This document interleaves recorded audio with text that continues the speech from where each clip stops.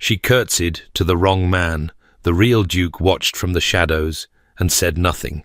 The candles in the Marchioness of Hartwell's ballroom numbered in the thousands, or so it seemed to Arabella Fairfax as she stood at the entrance and tried not to squint against the blaze. Crystal chandeliers hung like frozen waterfalls from the vaulted ceiling, each one dripping with enough wax-bright flames to illuminate a small village. The effect was magnificent and entirely overwhelming, rather like being asked to admire a bonfire while standing inside it.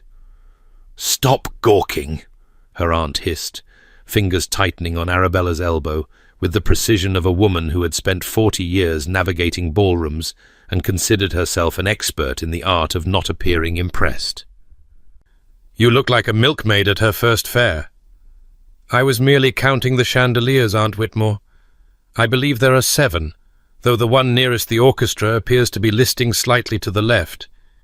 Do you suppose anyone has noticed? It seems the sort of thing that might cause concern if it—" "Arabella." Her aunt's voice carried the particular weariness of someone who had heard quite enough observations for one evening, and the evening had barely begun. "What did we discuss in the carriage?" Arabella swallowed the rest of her commentary about the chandelier, which she had genuinely found interesting, and reminded herself of the rules. Shorter answers, fewer opinions, more demure smiles. She was not here to be interesting. She was here to be marriageable. And apparently those two qualities existed in inverse proportion to one another. "Shorter answers," she recited dutifully, "fewer opinions, more demure smiles. And under no circumstances am I to mention that I have read Wollstonecraft. Under no circumstances are you to mention that you can read at all, if you can possibly help it. Gentlemen do not want wives who read. They want wives who listen, who agree, who make them feel clever." Lady Whitmore surveyed the ballroom with the calculating eye of a general assessing a battlefield. "Now, smile as though you haven't a thought in your head, and follow me." Arabella arranged her features into what she hoped resembled vacant pleasantness, and allowed herself to be led into the crush of bodies, silk, and suffocating perfume that constituted the height of the London season. Around her, the cream of society swirled in elaborate patterns, ladies in gowns that cost more than her father's annual income, gentlemen in tailcoats so precisely fitted they might have been sewn directly onto their bodies, everyone performing the intricate dance of status and ambition that passed for polite entertainment among the aristocracy. She had done this before, of course. 2 seasons prior, in fact, each one ending in the particular failure that came from being too opinionated, too quick-tongued, too much of everything that gentlemen apparently did not want. The first season, she had made the mistake of correcting a viscount's Latin during a dinner party. The second, she had laughed, actually laughed, with her head thrown back and her teeth showing at a joke told by a baron's younger son, who had immediately decided that any woman who laughed like that must be laughing at him, and had spread unkind rumours about her character. This was her third and final attempt. Her father's letter had made that abundantly clear, the words still burning in her memory like a brand. "The funds for another season do not exist, Arabella. You must marry, or you must find employment. There is no third option." Employment meant governessing, which meant spending the rest of her life caring for other women's children while pretending not to have opinions about anything. It meant invisibility, irrelevance, a slow fade into the wallpaper of someone else's household. It meant admitting, once and for all, that she was too much for anyone to want. Marriage meant, well, marriage meant performing a version of herself that felt like wearing someone else's skin. But at least it would be her own household, her own children, her own wallpaper to fade into. She was trying very hard not to think about whether either option contained any possibility of happiness. "There!" Lady Whitmore's grip tightened with sudden excitement. "Do you see him? By the pillars on the eastern wall." Arabella followed her aunt's gaze across the ballroom, navigating past dancing couples and clutches of gossiping matrons until she found the pillars in question. A man stood there, tall and golden-haired, with the sort of classically handsome features that painters favoured for portraits of Greek heroes. He was surrounded by admirers, young ladies with their mammas hovering nearby, gentlemen seeking his favour, everyone orbiting him like planets around a particularly well-dressed sun. "The Duke of Thornwood," Lady Whitmore breathed, and her voice carried the reverent hush usually reserved for religious experiences or very good jewellery. "They say he is finally ready to choose a bride. 20,000 a year, estates in 4 counties, and not a breath of scandal attached to his name. He is the greatest catch in England, and he is here, tonight, in this very room." Arabella studied the golden-haired man, and felt nothing in particular. He was handsome, certainly, in the way that statues were handsome, pleasant to look at, but not especially stirring. Still, 20,000 a year would solve rather a lot of problems, and estates in 4 counties suggested the sort of husband who might spend most of his time elsewhere, leaving her free to read Wollstonecraft in peace. "He looks rather surrounded," she observed. "I doubt he has any interest in meeting yet another hopeful debutante." "Nonsense. You are the granddaughter of an earl, however reduced our circumstances may have become. Your breeding is impeccable, even if your fortune is not."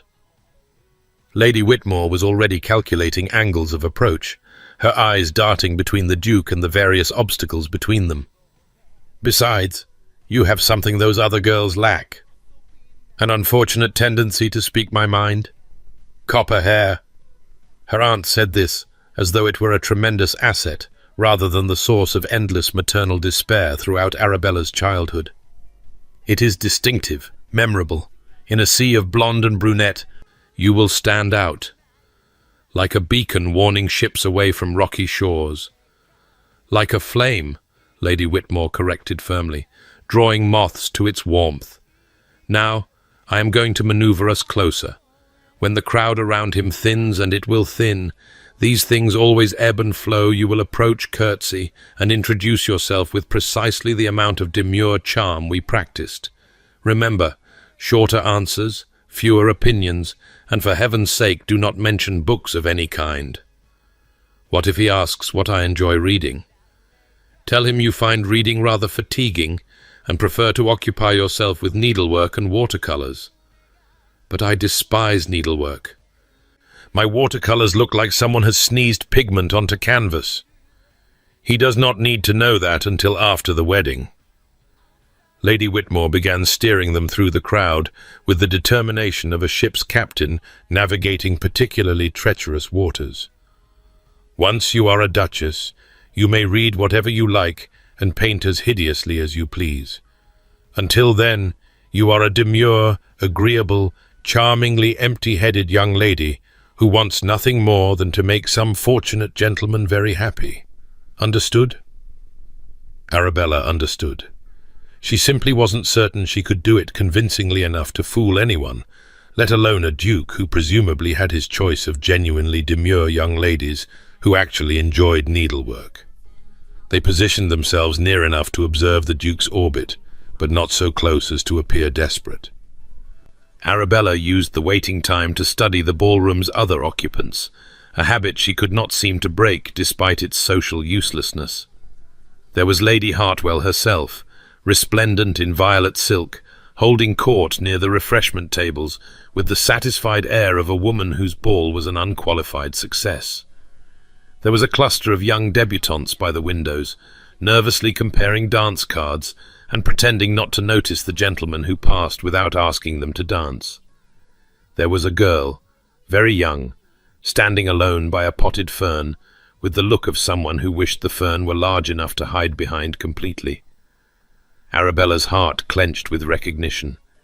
She remembered that feeling, that desperate invisibility, that certainty that everyone was staring even as everyone ignored you.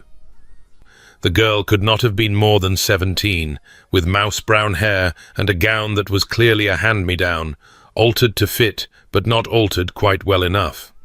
Her eyes were too bright, the particular brightness that preceded tears. "Aunt Whitmore, I need to visit the retiring room." "Now? The crowd around the Duke is beginning to thin. This is precisely the wrong moment to—" "It is rather urgent, I'm afraid." Arabella was already extracting herself from her aunt's grip. "I shall return shortly. Please save my place in whatever queue is forming for ducal attention." She didn't wait for permission, a habit that had caused no end of trouble throughout her life, but that she could not seem to abandon. Instead, she slipped through the crowd toward the fern and the frightened girl beside it, moving with the purposeful stride of someone who knew exactly where she was going, even when she didn't. "Forgive me," she said quietly, positioning herself so that her skirts blocked the girl from the room's view. "But you look as though you might welcome a moment of invisibility." The girl startled, then stared at her with wide, wet eyes. I beg your pardon? I am Arabella Fairfax, and I have been where you are standing more times than I care to count. Shall we pretend to be having a delightful conversation while you compose yourself? I find that looking as though one is engaged in pleasant socialization tends to discourage unwanted attention." The girl swallowed hard, visibly fighting for control. "I tore my hem, dancing. I stepped on it during the country dance, and I felt it rip. And I don't know how to. My mother will be so disappointed." "Ah." Arabella smiled with genuine warmth. "A torn hem. Is that all? I thought perhaps you had accidentally insulted a dowager, or spilled punch on an earl. A torn hem is nothing. I once ripped my entire flounce clean off during a quadrille, and had to finish the dance holding it in place with my free hand while pretending nothing was amiss." The girl's lips twitched despite her distress. "Truly?" "Truly. I told my partner I was practicing a new continental fashion that simply hadn't reached London yet. He believed me completely, which tells you rather a lot about the intelligence of the average gentleman at these affairs." She glanced down at the girl's hem, assessing the damage. "Now, this is easily managed. Have you a pin? No? I have 3 in my reticule. One learns to prepare for such emergencies. Come with me to the retiring room, and we shall have you mended in no time." "But your aunt? I saw you with her. You were going somewhere." "My aunt can wait. Dukes can wait. Hems cannot." Arabella offered her arm with a conspiratorial smile. "Besides, I find the retiring room far more interesting than ballrooms. That is where the real conversations happen, away from the men who think we have nothing to say worth hearing." She led the girl, Miss Ellen Ashby, she learned, daughter of a minor baronet, attending her very first ball through the crowd to the retiring room, where she made good on her promise. The hem was mended with quick, practical stitches that would hold through any number of country dances. Ellen's tears were dried, her composure restored, her gratitude so earnest that Arabella felt almost guilty for accepting it. "I don't know how to thank you," Ellen said, examining her repaired hem with wondering eyes. "You saved me from complete humiliation, and we had never even met." "Consider it a welcome to the peculiar sisterhood of ballroom survival," Arabella replied.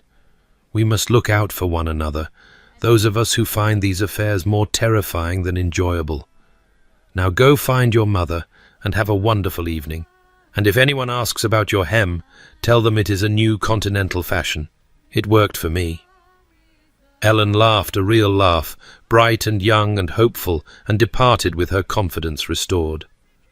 Arabella remained a moment longer, staring at her reflection in the retiring room mirror and trying to recognize the woman looking back at her. "That," she thought, "that is who you are.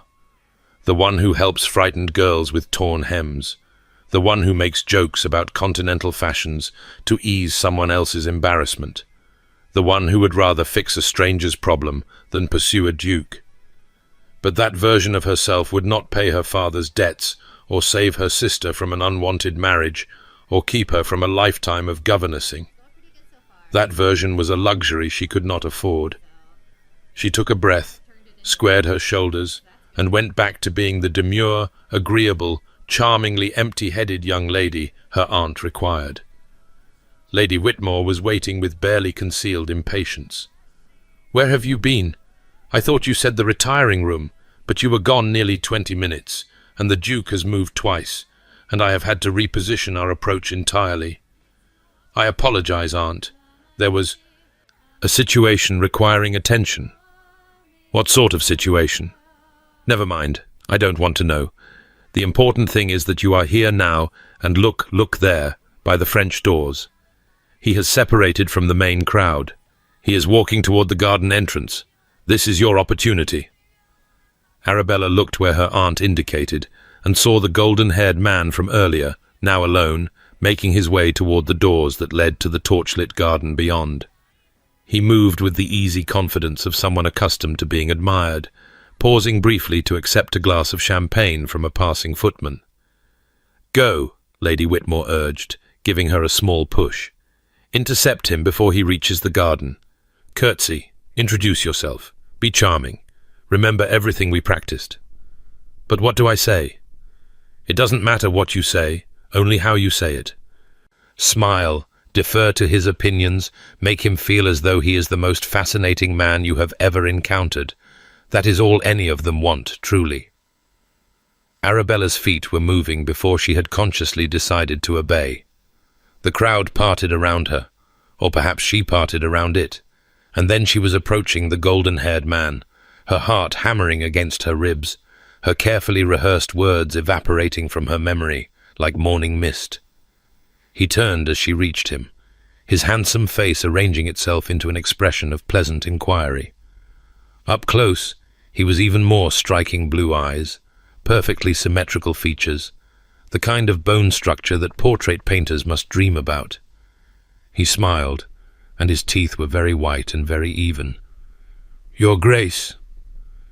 Arabella sank into her most elegant curtsy, the one she had practiced in front of mirrors until her knees ached. "Forgive my forwardness in approaching without introduction, but I could not let the evening pass without expressing what an honor it is to make your acquaintance. I am Miss Arabella Fairfax, and I have heard so much about your Grace's many accomplishments." She rose from the curtsy to find him watching her with an expression she could not quite read.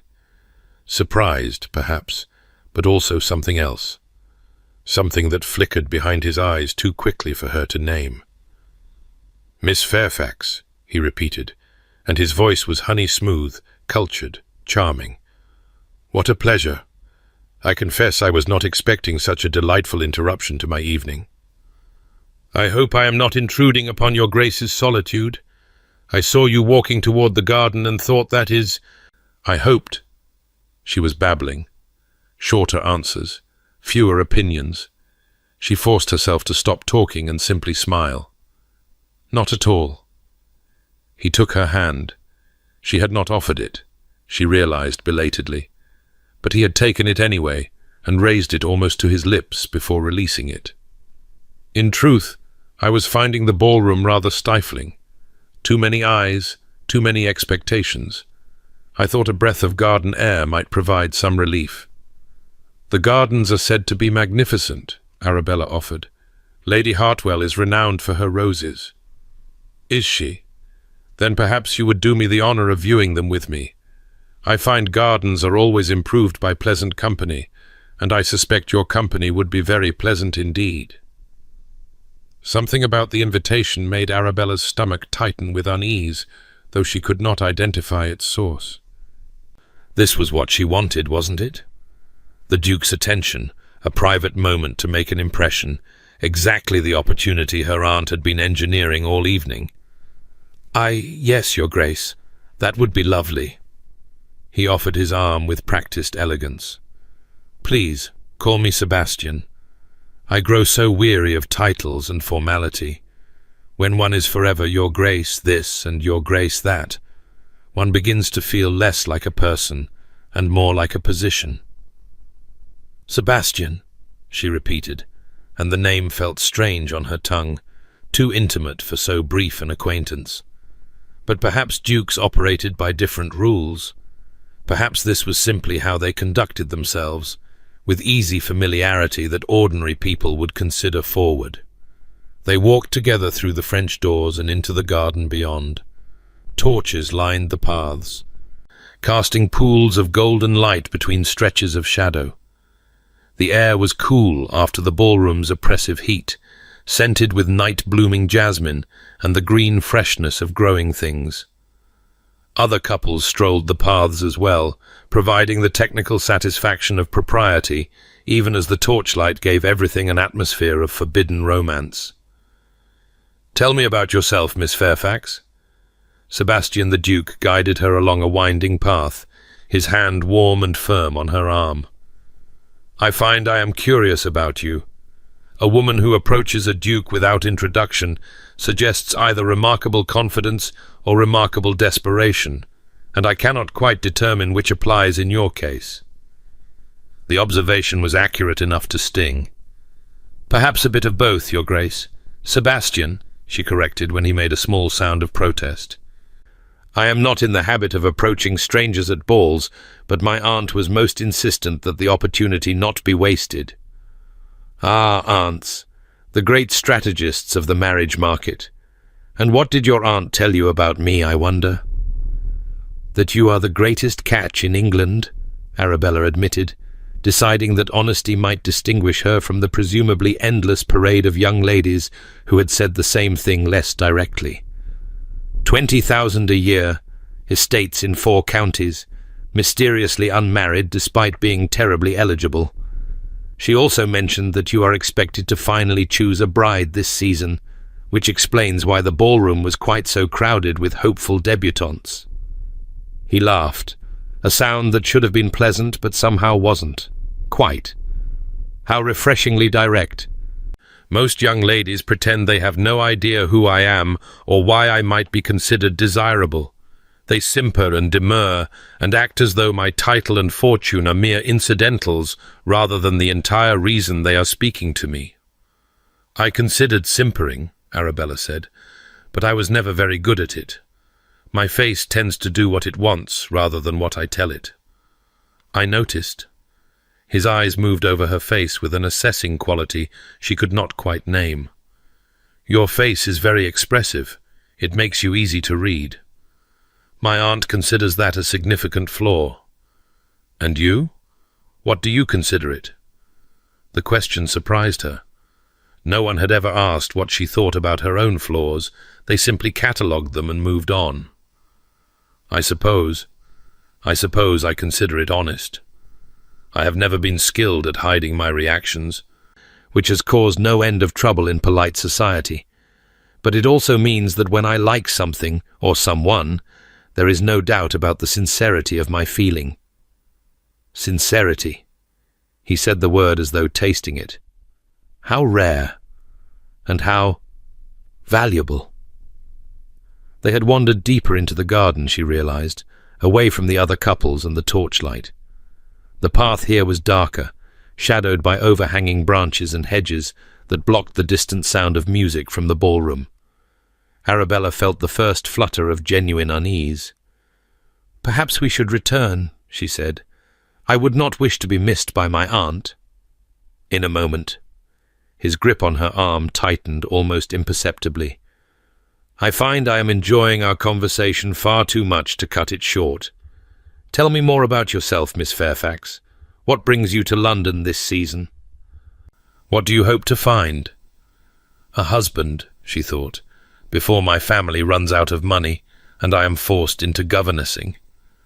But that was hardly the sort of answer one gave to a duke. "I suppose I hope to find what everyone hopes to find," she said carefully. "A suitable match, a stable future, the usual things." The usual things. He was steering her toward a shadowed alcove she had not noticed before, a small stone bench surrounded by tall hedges that blocked the view from the main path. "And tell me, Miss Fairfax, in your hunt for a suitable match, are you willing to be a bit unconventional?" The flutter of unease became a full wing beat of alarm. "I'm not certain what you mean." Only that sometimes the direct approach yields better results than endless dancing around the matter. You approached me directly, after all. Without introduction, without the usual games. I find that rather admirable. Your Grace Sebastian, I think we should return to the ballroom. Do you? He smiled, and there was something in that smile that made her blood run cold. How unfortunate. I rather thought we were getting along so well. She tried to pull her arm from his grip, but his fingers tightened with surprising strength. Let me go. In a moment. I only want to... I believe, said a voice from the shadows, that the lady asked to be released. They both spun toward the sound. A man stood at the entrance to the alcove, barely visible in the darkness, his form tall and broad-shouldered against the distant torchlight. His face was in shadow, his features indistinguishable. But something about his posture radiated quiet authority, the stillness of a predator who did not need to move quickly because he knew his prey could not escape. "This is a private conversation," the golden-haired man said sharply. "You are intruding." "Am I?" The stranger stepped forward, just enough for the faint light to catch the angular planes of his face. Dark hair silvered at the temples, storm-grey eyes that seemed to see everything while revealing nothing. A face that might have been carved from marble for all the emotion it displayed. "My apologies. I was merely searching for Miss Fairfax, who I believe promised me the next dance. We have met before, you see, and I have been seeking her all evening." Arabella had never seen this man before in her life. She was absolutely certain of it. She would have remembered a face like that, a presence like that, eyes that cut through the darkness like blades. But something in his steady gaze told her to play along, and she had never been so grateful for a stranger's interference. "Mr.—" She let the question hang, hoping he would provide a name.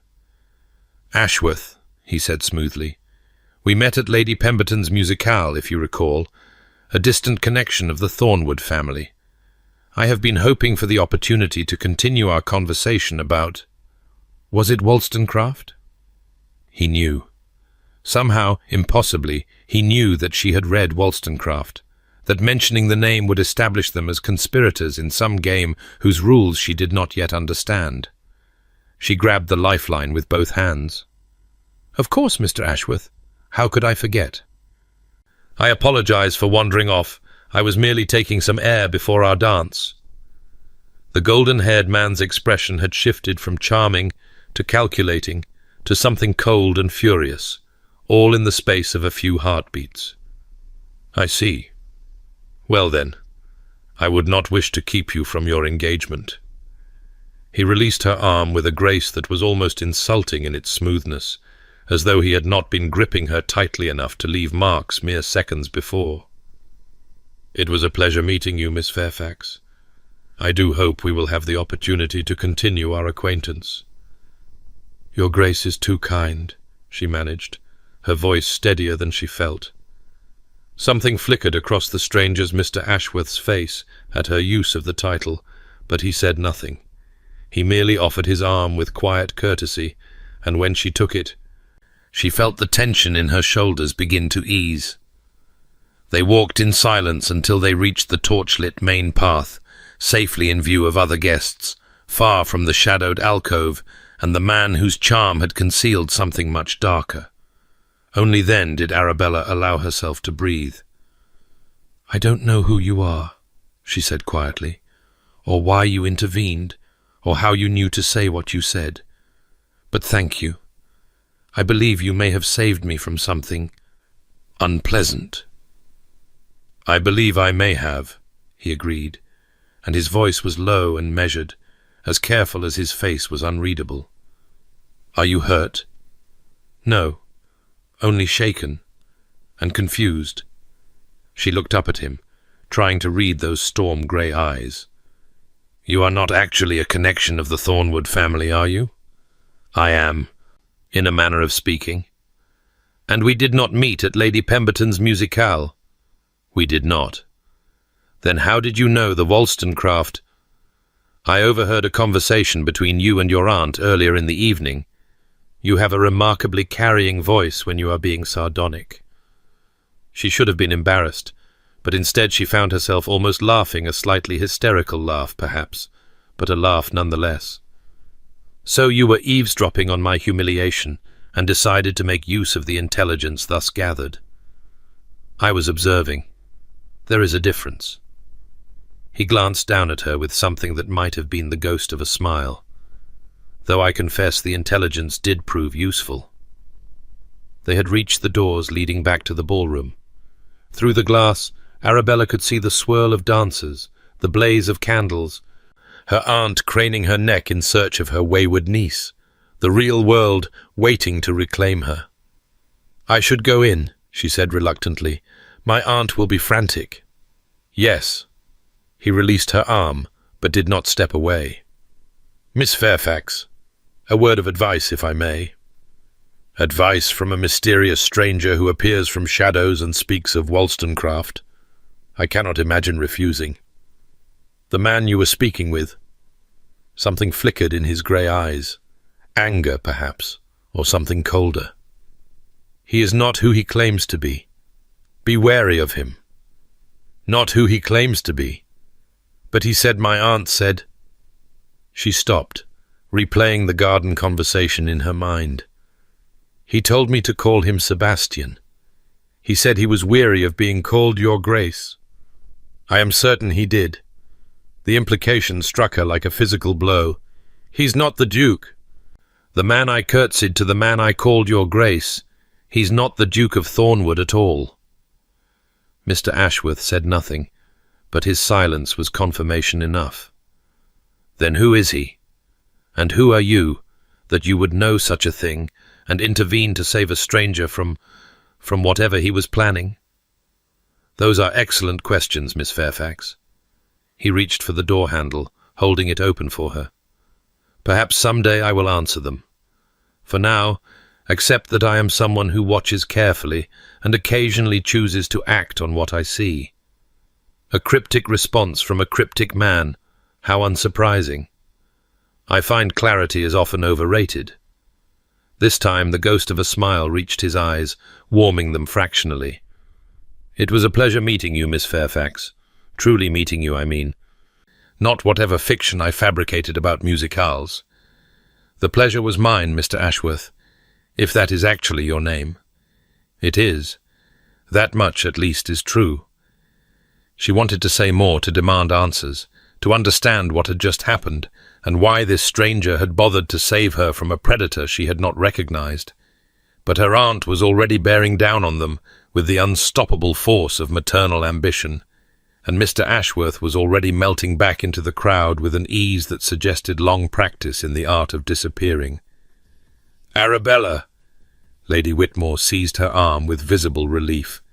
"Where have you been? You disappeared for nearly an hour. I thought you were with the Duke. I saw you walk toward the garden together." "I was. We walked. We talked." Arabella watched Mr. Ashworth's dark head vanish into the sea of guests.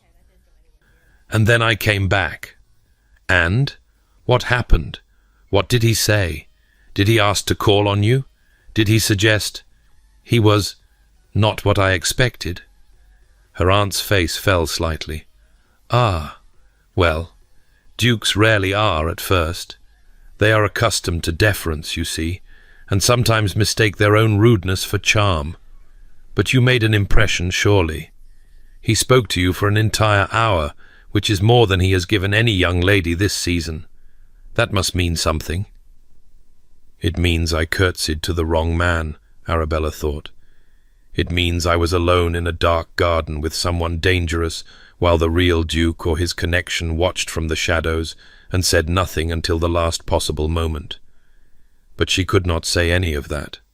She did not fully understand it herself.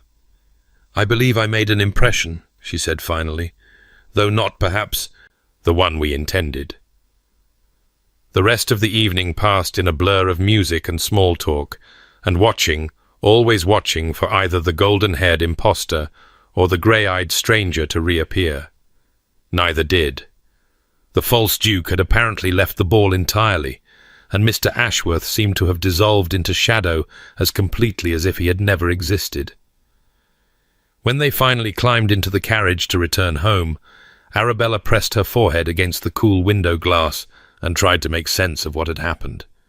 She had curtsied to a man she believed to be a duke. She had walked into a garden with a predator wearing a charming mask.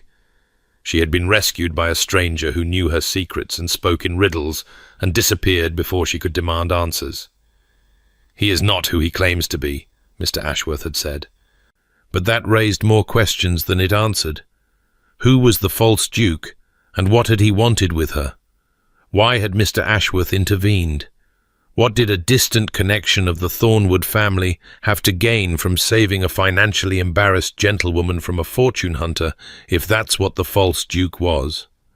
And why, when she closed her eyes, was it not the handsome impostor's face she saw, but the stranger's grey gaze, watching her from the shadows with an expression she could not read? The house was quiet when they returned, most of the servants already abed. Lady Whitmore retired immediately, exhausted by the evening's social manoeuvring and already planning her strategy for the next ball. Arabella claimed similar fatigue but found herself unable to sleep. She sat in her small bedroom, candle burning low, and replayed the night's events until her head ached from the effort of understanding them.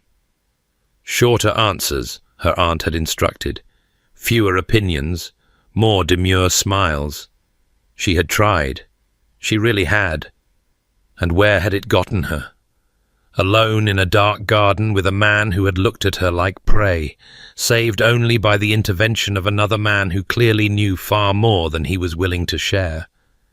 If she had been her true self, sharp-tongued, opinionated, too much, would the false Duke have targeted her at all? Was there something about her performance of demure agreeability that had marked her as a victim, someone who could be led astray with compliments and charm? Or was she simply unlucky, as she had always been unlucky, destined to stumble into situations that more sensible women would have avoided? She did not know.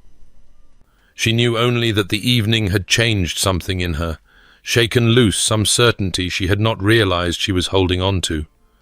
The rules she had been given, shorter answers, fewer opinions, more demure smiles, had not protected her.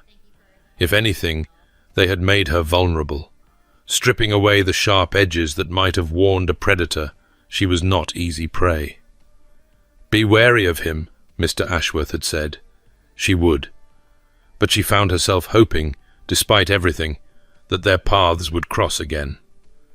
There had been something in his grey eyes, some flicker of recognition or understanding, that made her think he saw her. Not the performance, not the demure, agreeable version her aunt demanded, but her. The woman who laughed too loudly and read Wollstonecraft and helped frightened girls with torn hems. It was probably foolish to read so much into a brief encounter with a stranger. But then, Arabella had always been foolish in exactly the ways that mattered. She blew out the candle and went to bed, but it was a long time before she slept. Across London, in a study lined with books and shadows, Sebastian Ashworth, 7th Duke of Thornwood, sat in darkness and asked himself why he had lied. It would have been easy enough to tell her the truth. "I am the Duke. The man you curtsied to is an impostor, a fortune hunter named Reginald Blackwood, who has ruined at least 4 women that I know of. You were nearly his 5th victim, and I intervened because I have spent years gathering evidence of his crimes, and I will not allow him to add you to his list. Simple, honest, complete." Instead, he had called himself Mr. Ashworth. A distant connection of the Thornwood family. He had let her believe the golden-haired predator was the real Duke, had offered no correction when she expressed confusion about the title. He had watched her curtsy to the wrong man and said nothing until she was already in danger. Why? The tactical explanation was reasonable enough. Blackwood did not yet know that Sebastian was actively working to destroy him.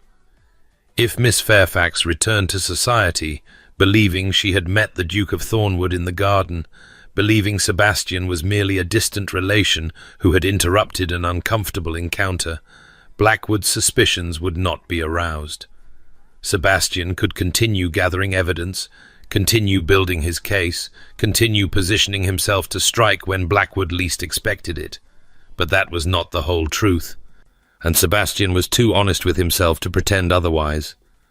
The whole truth was that when he had watched her cross the ballroom, copper hair refusing to stay pinned, face expressive despite her obvious attempts to control it, laughter visible in the corners of her mouth, even when she was trying to be serious, he had felt something shift in his chest, something he had not felt in years, if ever. And when she had curtsied to the wrong man, when she had called Blackwood "Your Grace" with such earnest nervousness, he had found himself frozen. Not with strategic calculation, but with something far more personal. For one moment, he admitted to the darkness, "I wanted to be someone else. Not a title, not a fortune, not a weapon or a prize. Just a man who might be able to speak to a copper-haired woman without watching her face change when she learned what he was worth. It was foolish. It was irresponsible. It was potentially dangerous for her as much as for him. If Blackwood discovered that the Duke of Thornwood was taking an interest in Miss Arabella Fairfax, he might decide to accelerate his plans, to compromise her before Sebastian could intervene again. Sebastian should tell her the truth immediately, should reveal himself, explain the situation, warn her properly about the danger she was in. It was the responsible thing to do. Instead, he found himself remembering the way she had looked at him when she asked if Ashworth was actually his name. The curiosity in her hazel eyes, unguarded and genuine. The gratitude when she thanked him for saving her, before she knew enough to calculate what that gratitude might be worth. She had seen him, not the Duke, not the fortune, not the cold, silent shadow that society whispered about. Just him. "I am my father's son," he reminded himself harshly. "Whatever I feel, it will curdle into something dark eventually. It always does. That is what the Ashworth men do. We take bright things and destroy them." But his father had been impulsive, passionate, violent in his loves and hatreds. Sebastian had spent years constructing himself as the opposite, careful, controlled, patient. He watched from shadows because shadows were safe. He acted through manipulation rather than confrontation because manipulation left no marks. Surely, surely, he could control this as he controlled everything else. He would continue watching Miss Arabella Fairfax for her own protection, of course. He would continue gathering evidence against Blackwood. He would maintain his disguise as a distant Ashworth connection until the moment was right to reveal everything. And if, in the process, he found excuses to speak with her again, to hear her opinions and watch her face change when she forgot to hide her reactions, well, that was simply good surveillance. Nothing more.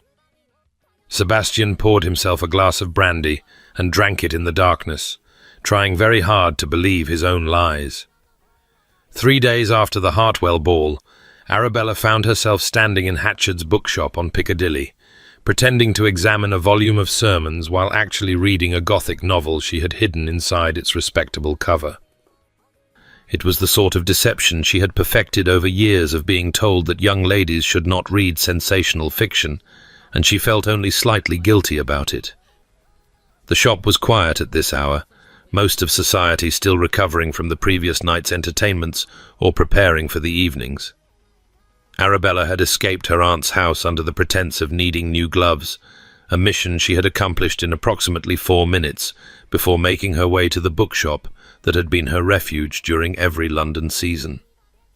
She was deeply absorbed in a passage involving a mysterious stranger and a crumbling castle when a familiar voice spoke from somewhere behind her left shoulder.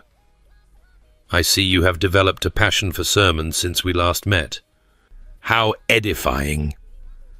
Arabella startled so violently that she nearly dropped both books, only barely managing to catch them before they hit the floor. She spun around to find Mr. Ashworth standing in the shadows between two towering bookshelves, watching her with that unreadable grey gaze she remembered from the garden. "Mr. Ashworth," she pressed a hand to her racing heart, "you have a talent for appearing from nowhere. Has anyone ever mentioned that it is somewhat alarming?" "Once or twice."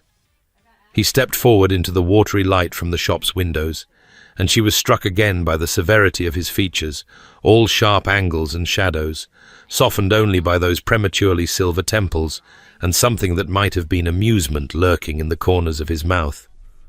"Though I confess I did not expect to find you here. Most young ladies of the season spend their afternoons making calls or being fitted for gowns. Most young ladies of the season have not read every novel in their aunt's library twice over and developed a desperate need for new material." She glanced down at the books in her hands and realized the Gothic novel's cover was now clearly visible.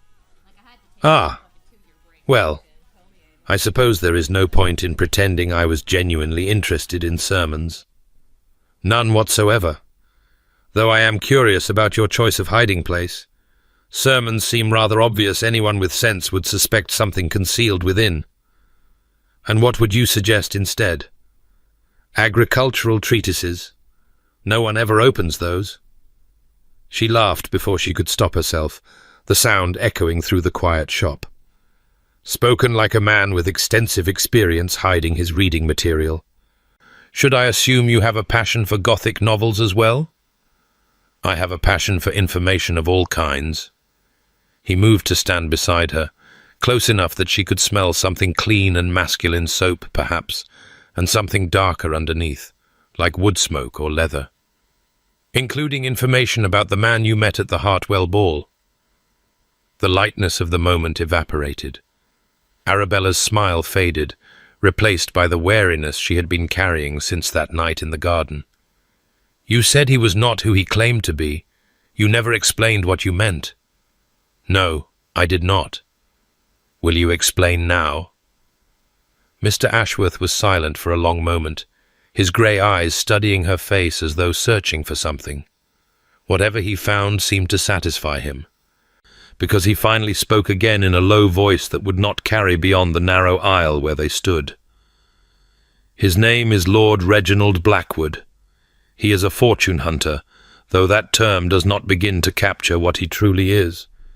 He has made a career of targeting young women of good family and limited resources, women whose desperation makes them vulnerable to his particular brand of charm.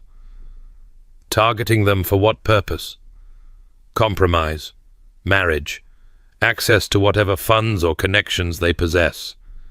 Mr. Ashworth's jaw tightened. "And when they have nothing left to offer him, he discards them, one way or another." Arabella felt cold despite the warmth of the afternoon. "How do you know all this?" "I have been watching him for some time."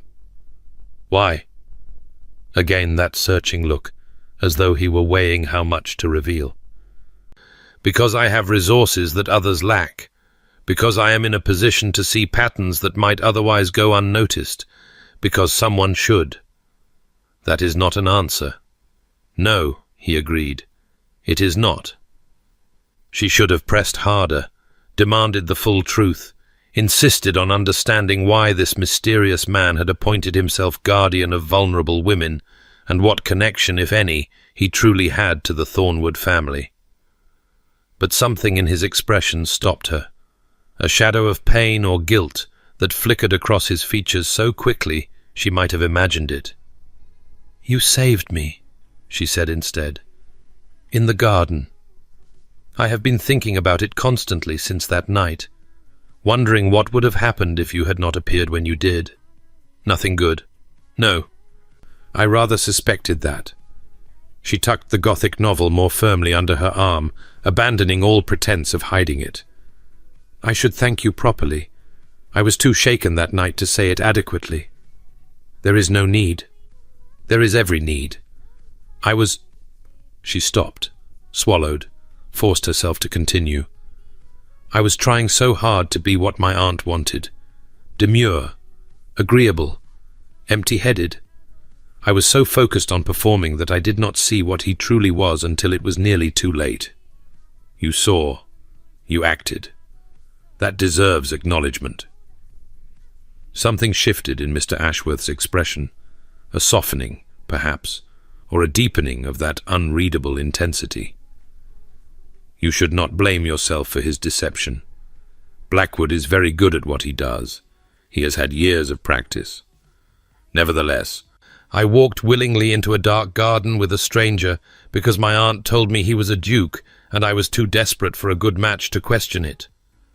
Arabella heard the bitterness in her own voice and did not try to hide it. That is not his fault. That is mine.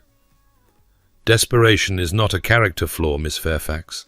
It is a circumstance. A circumstance I seem unable to escape. She met his eyes directly, suddenly tired of pretense. You said you have been watching Lord Blackwood. Have you also been watching me? The question hung between them. Mr. Ashworth did not look away. Yes, he said finally, though not for the reasons you might imagine. What reasons should I imagine? I wanted to ensure Blackwood had not made further attempts to approach you. You are not his usual type of target. You have neither the fortune nor the connections he typically pursues, but he was clearly interested in you at the ball, and that interest concerned me. Not his usual type. Arabella smiled humorlessly. How flattering. I am not even worth ruining properly. That is not... He stopped, something flickering across his face that looked almost like frustration. You misunderstand. My concern was not that you lacked value, but that he saw value in you despite your circumstances. Blackwood is not a man who acts without calculation. If he pursued you, it was for a reason, and I have been trying to determine what that reason might be. And have you? Not yet. She considered this, turning the information over in her mind like a puzzle piece that did not quite fit. You are an unusual man, Mr. Ashworth. You appear from shadows, speak in riddles, and apparently spend your time protecting women from fortune hunters, while declining to explain your motivations. I am not certain whether to be grateful or alarmed. Both, perhaps. I have been told I inspire that particular combination frequently. I can believe it. She glanced toward the front of the shop, where the bookseller was beginning to look their way with undisguised curiosity. They had been talking too long in the shadows between the shelves. Their behavior was beginning to look improper. I should go. My aunt will wonder what has become of me, and I have already been gone longer than glove shopping should require. Of course. Mr. Ashworth stepped back, creating proper distance between them, but as she began to move past him, he spoke again. Miss Fairfax, if Lord Blackwood approaches you again in any context, at any event, send word to me immediately. A note to the Thornwood townhouse on Berkeley Square will reach me. The Thornwood townhouse? I thought you said you were a distant connection of the family. I am, but the current Duke allows me use of his correspondence address. His expression gave nothing away. It is a convenient arrangement. Convenient? She repeated skeptically. Yes, that is certainly one word for it. She purchased the Gothic novel openly, if the bookseller thought it an odd choice. He was too professional to say so, and left the shop with more questions than she had entered with. Mr. Ashworth did not follow her, but she felt his gaze on her back until she turned the corner and disappeared from view. The next several days brought a flurry of social engagements that left Arabella exhausted and no closer to understanding either the man who had saved her or the man who had nearly ruined her. Lord Blackwood did not appear at any of the events she attended, which should have been a relief, but instead made her nervous. Where was he? What was he planning? Had Mr. Ashworth's intervention been enough to drive him off, or was he simply biding his time? Mr. Ashworth, by contrast, seemed to be everywhere she looked. At Lady Pemberton's musicale, the very event he had falsely claimed they had previously attended, She spotted him standing in the shadows near the back of the room, watching the performers with apparent disinterest. At a garden party hosted by the Viscountess of Hartley, he appeared beside the refreshment table just as Arabella was reaching for a glass of lemonade, offering her one before she could serve herself. "You are following me," she said flatly, accepting the lemonade because refusing it would have been more conspicuous than accepting. "I prefer to think of it as maintaining a protective proximity. That is merely a more elaborate way of saying you are following me." "Perhaps." He took a glass of lemonade for himself, though she noticed he did not drink from it. "How are you finding Lady Hartley's garden party?" "Tedious. The conversation at my table has focused exclusively on bonnet ribbons and the marital prospects of various absent young ladies. I was contemplating feigning a headache when you appeared. My timing, as always, is impeccable. Your modesty is truly inspiring." He almost smiled at that. She saw the corner of his mouth twitch, caught a flash of warmth in those grey eyes before he controlled it. "Walk with me, Miss Fairfax. There is a path along the hedge that offers an excellent view of the roses and the additional benefit of being far from any discussion of bonnet ribbons." She should have refused. She should have returned to her table and the tedious conversation and the endless performance of being someone she was not. Instead, she set down her lemonade glass and followed him toward the roses, telling herself it was merely because she wanted answers. They walked in silence for a few minutes, following the hedge path until the main party was hidden from view. The roses were indeed beautiful great cascades of pink and white and deep crimson, their scent heavy in the warm afternoon air. Arabella tried to focus on their beauty and not on the man walking beside her, whose presence seemed to take up far more space than his physical form would suggest. "You have been watching me," she said finally, "at multiple events. That goes beyond protecting me from Lord Blackwood." "Does it?" "Unless you believe he is about to emerge from behind a rose bush, yes. I think it does." Mr. Ashworth was quiet for a moment, his attention apparently fixed on a particularly spectacular bloom. When he spoke, his voice was lower than before. "I find myself curious about you, Miss Fairfax, in ways I cannot entirely explain." Curious. She was not certain whether to be flattered or insulted. Like a specimen under a naturalist's glass. Like a puzzle I cannot quite solve. He turned to look at her. And there was something different in his expression now, something almost vulnerable beneath the controlled exterior. "At the Hartwell ball, you helped a frightened young woman with a torn hem. You spent 20 minutes ensuring her comfort while the greatest matrimonial opportunity of the season awaited you across the ballroom. Why?" Arabella blinked, caught off guard by the question. "How do you know about that?" "I told you, I watch." "You were watching me even then? Before the garden?" "I was watching everything. It is what I do." He did not look away from her face. "Answer the question, please. Why did you help her?" "Because she needed help. Because I remembered being that frightened at my first ball.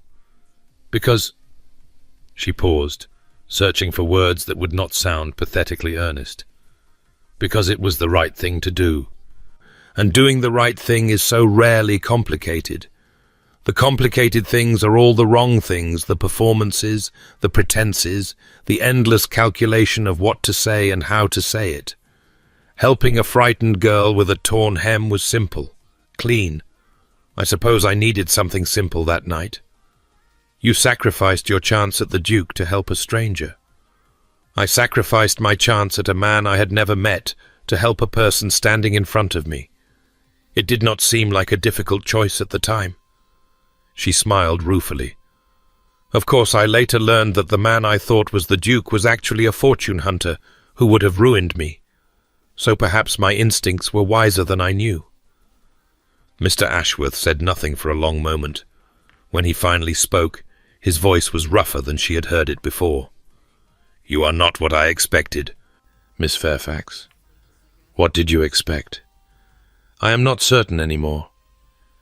He began walking again, more slowly now, and she fell into step beside him. "Tell me about yourself. Not the version you present to society, the version your aunt has coached you to perform. The real version. The one that reads Gothic novels hidden inside sermon covers and laughs without caring who hears and speaks her mind, even when it costs her." The request was so unexpected, so nakedly genuine, that Arabella found herself answering before she could think better of it. "I am the eldest daughter of a gentleman whose estate is failing. My father has made poor investments, and my mother has expensive tastes, and between them they have ensured that my sisters and I must marry well or find employment. I have failed to marry well for 2 seasons, running too sharp-tongued, too opinionated, too much of everything gentlemen apparently do not want. This is my 3rd and final attempt. If I do not secure a match this season, I will become a governess and spend the rest of my life pretending to be something smaller than I am." She expected pity, perhaps, or the kind of embarrassed sympathy that well-bred people offered to those less fortunate. Instead, Mr. Ashworth simply nodded, as though she had confirmed something he had already suspected. "And what do you want, Miss Fairfax?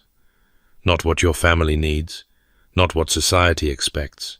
What do you want for yourself?" No one had ever asked her that. Not once, in 23 years of life. Her throat tightened with an emotion she did not want to name. "I want to be known," she said, and her voice came out rougher than she intended. "Truly known, not just the version of myself I show to the world. I want someone to see all of me, the parts that are too much, the parts I have learned to hide, the parts that make me unsuitable for polite company and not look away.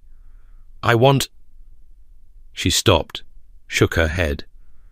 "It does not matter what I want.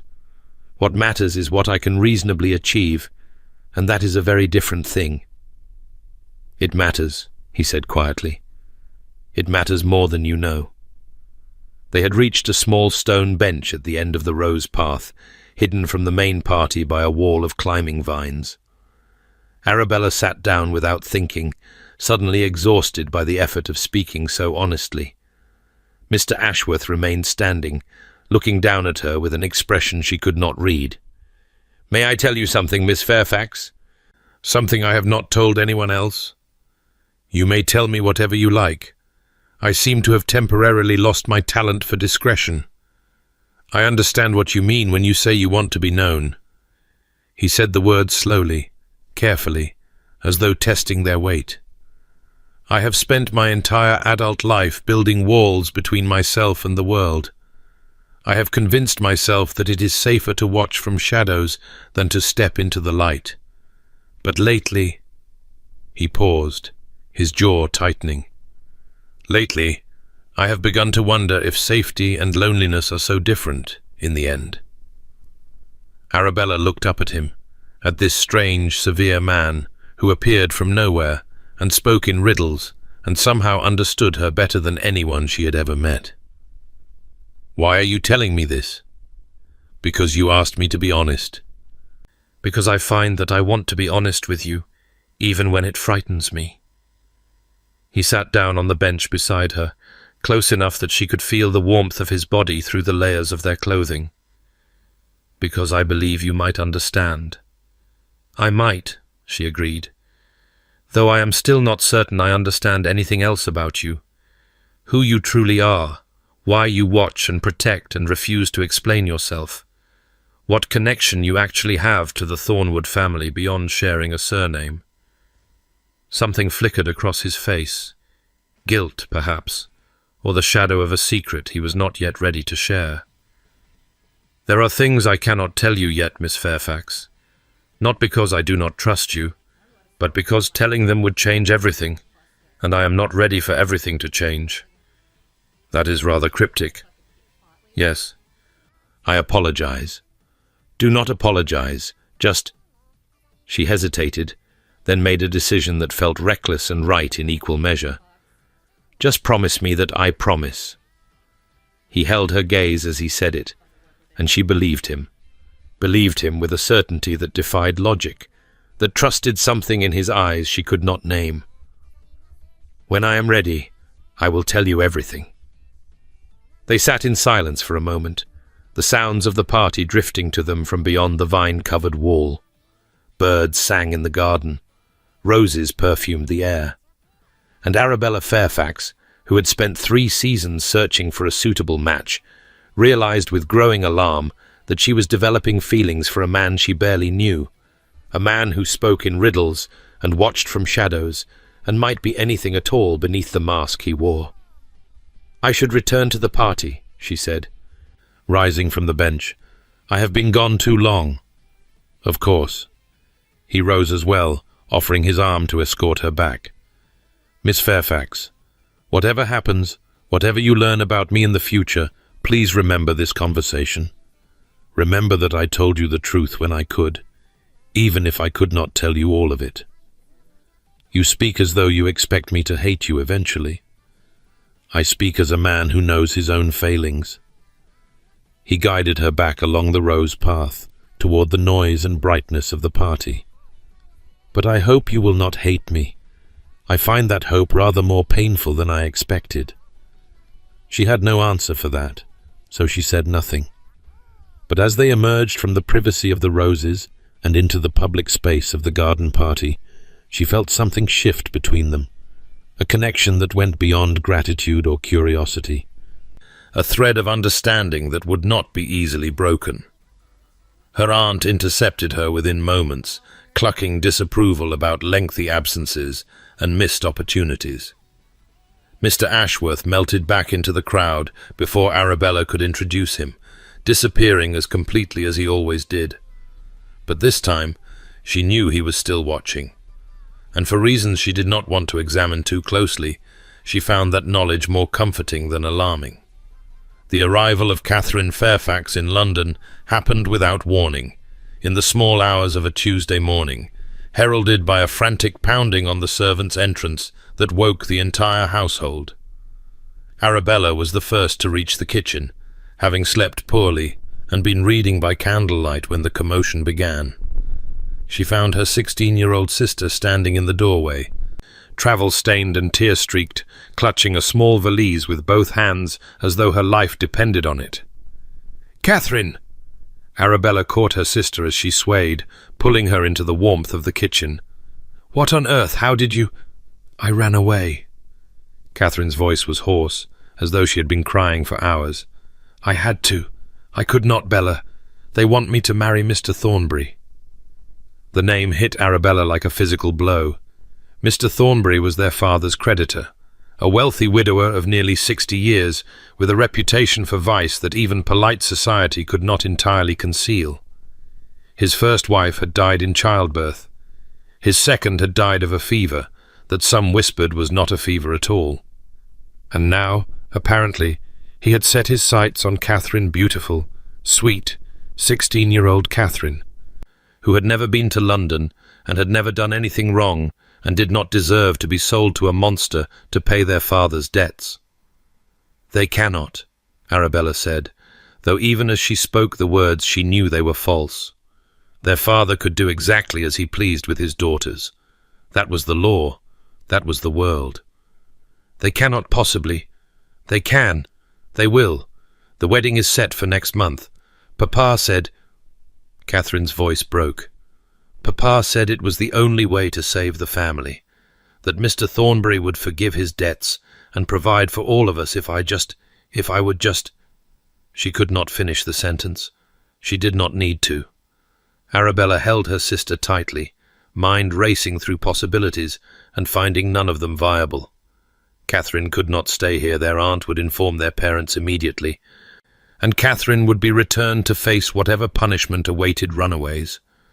She could not go to friends. A 16-year-old girl fleeing an arranged marriage had no friends who would shelter her against her family's wishes.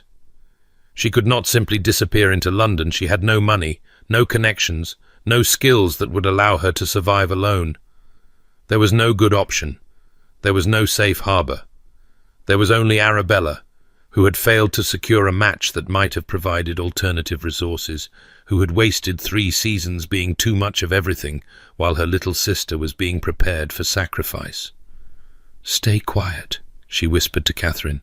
"Stay in my room. I will think of something." "What? What can you possibly—" "I do not know yet, but I will not let them give you to that man. I swear it." She settled Catherine in her bedroom with what food she could quietly gather from the kitchen, then spent the remaining hours until dawn pacing and planning and rejecting every plan she could conceive. By the time the sun rose, she was exhausted, desperate, and possessed of only one idea that might actually work. She needed resources she did not have. Power she had never possessed.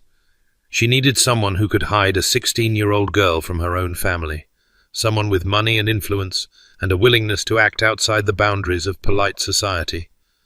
She needed Mr. Ashworth. The note she sent to the Thornwood townhouse was brief and cryptic, in case it was intercepted.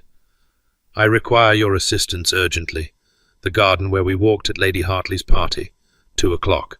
She spent the morning pretending normalcy, enduring her aunt's breakfast conversation about upcoming events and eligible gentlemen, while Catherine hid in her bedroom and the clock moved with agonizing slowness toward 2 o'clock. When she finally escaped the house, pleading a headache that required fresh air, she nearly ran the entire way to the Hartley garden. Mr. Ashworth was already there, waiting on the stone bench where they had sat 2 days before. He rose as she approached, and something in his expression shifted when he saw her face. "What has happened?" She told him.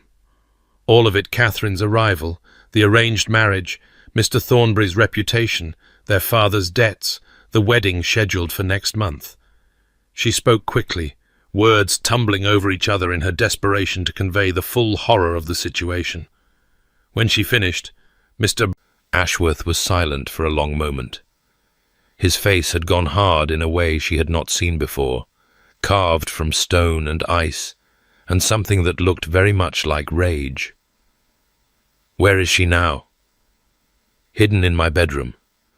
But my aunt will discover her eventually. The servants will talk. Someone will see her. I cannot hide her for more than a day or 2 at most. Then we must move her somewhere safer." "Where?" "I have thought of everywhere I might send her, everyone who might help, and there is no one. Our family will look for her. They will find her, and when they do, they will not find her."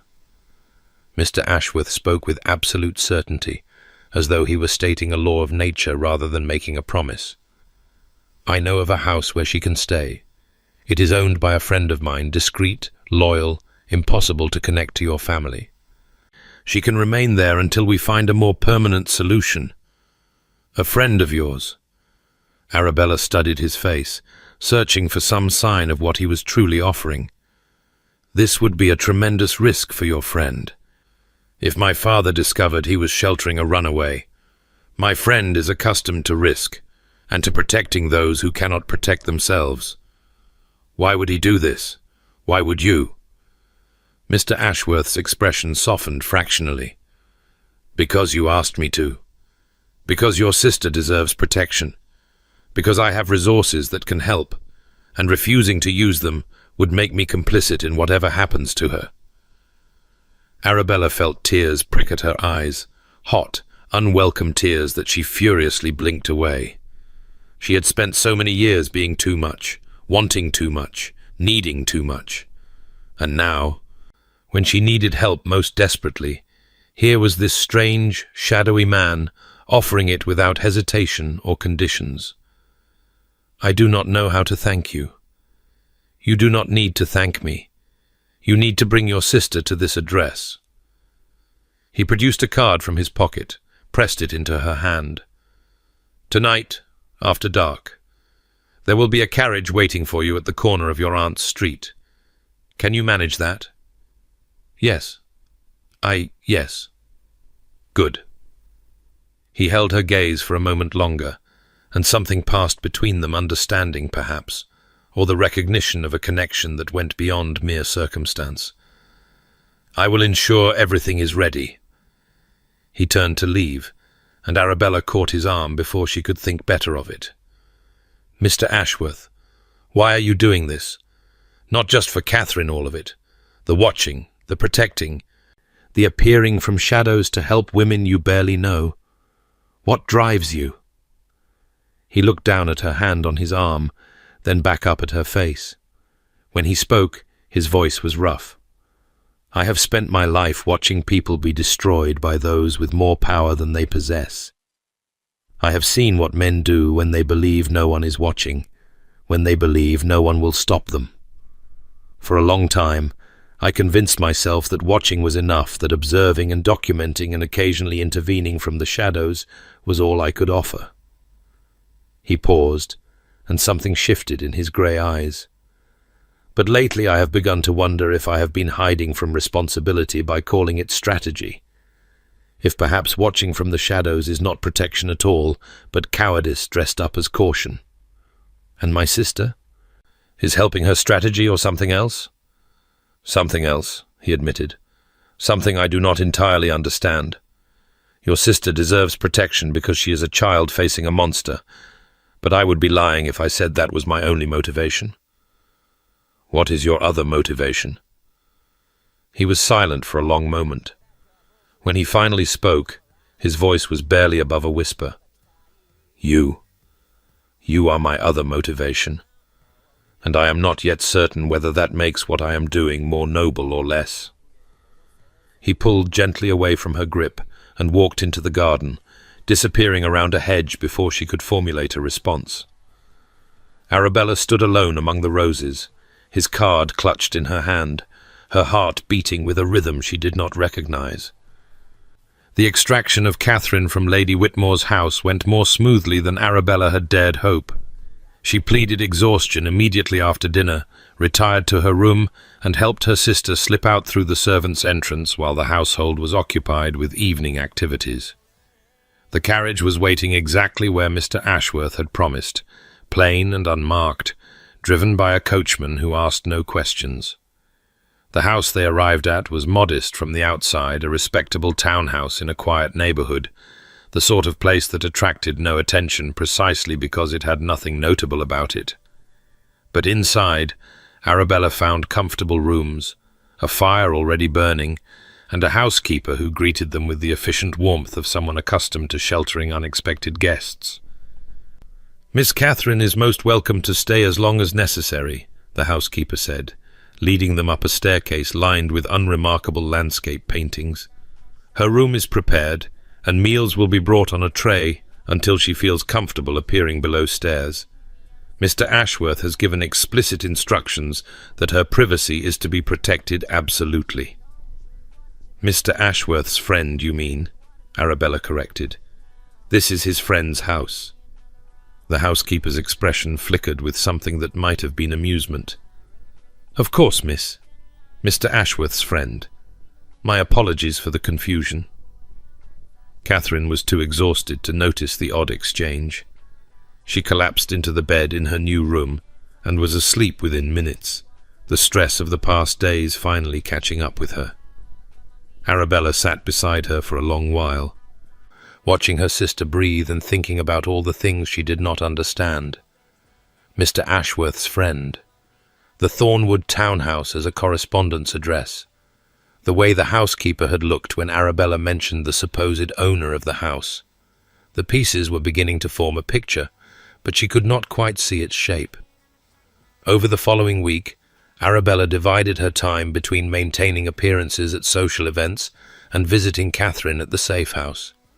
Her sister's spirits improved daily as the fear of immediate discovery faded, and she began to speak of the future with something almost like hope. "Perhaps I could become a governess," Catherine said one afternoon, curled up in a window seat with a book from the house's surprisingly extensive library.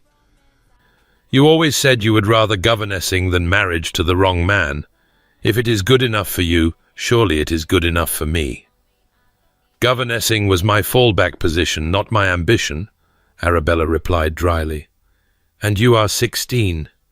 You have years before you need to make such decisions." "I am 16, and I was nearly sold to pay our father's debts. I think my years of carefree youth may already be behind me." There was no arguing with that logic, so Arabella did not try. Mr. Ashworth visited the house periodically, appearing without warning in his customary fashion, and disappearing just as quickly after brief, cryptic exchanges. He reported that Lord Blackwood had not been seen at any recent social events, a development he found concerning rather than reassuring. "Blackwood does not simply give up on a target," he said, during one such visit, while Catherine napped upstairs and Arabella sat in the modest parlour pretending to be calm. "If he has withdrawn from society, it is because he is planning something." "Planning what?" "I do not know yet, but I am trying to find out." Their conversations during these visits were careful, constrained by the presence of servants and the awareness that Catherine might wake at any moment. But beneath the careful words, Arabella felt the same current of connection that had sparked between them in Lady Hartley's garden, the sense that they understood each other in ways that went beyond the circumstances that had brought them together. She was falling in love with him, she realized during one such visit. Falling in love with a man she barely knew, a man who spoke in riddles and kept secrets and might be anyone at all beneath the mask he wore. It was foolish. It was dangerous.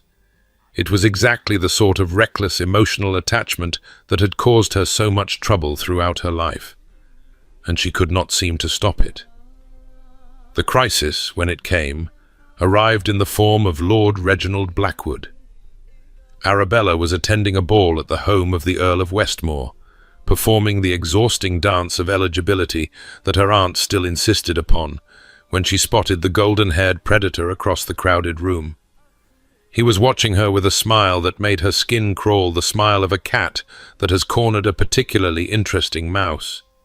She tried to avoid him, but he was skilled at maneuvering through crowds, and before she could escape to her aunt's side, he had intercepted her near the refreshment table. "Miss Fairfax." He spoke her name like a caress, like a threat. "What a pleasure to see you again. I confess I was disappointed when our garden conversation was interrupted so abruptly. I had hoped to know you much better." "Lord Blackwood." She kept her voice level, though her heart was racing. "I did not expect to see you this evening." "Did you not? I have been away from London for a few days, attending to some personal business. But I could not stay away forever, not when such delightful company awaited me here. I'm afraid I cannot stay to chat. My aunt is expecting me." "Your aunt can wait." He stepped closer, close enough that she could smell his cologne, expensive and cloying.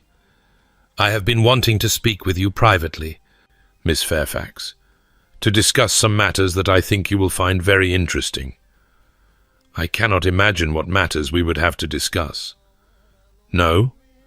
His smile widened, and there was something cruel in it now, something that had been hidden beneath charm before. "Not even the matter of your sister? Your 16-year-old sister, who ran away from home rather than marry the creditor your father had promised her to?" The blood drained from Arabella's face. "I do not know what you are talking about." "I think you do. I think you know exactly where she is hiding. And I think you know that the man who helped you hide her is not who he claims to be." "Oh, come now, Miss Fairfax. Did you really think I would not investigate? Did you really think I would not learn that the man who interrupted our garden assignation was none other than the Duke of Thornwood himself?" Blackwood's smile was triumphant now, vindictive. "The silent Duke, they call him. The man who watches from shadows. Did he tell you that, when he was playing at being a humble Mr. Ashworth? Did he tell you that he has been watching you curtsy to the wrong man and saying nothing?" The world seemed to tilt beneath Arabella's feet. The Duke of Thornwood. Mr. Ashworth.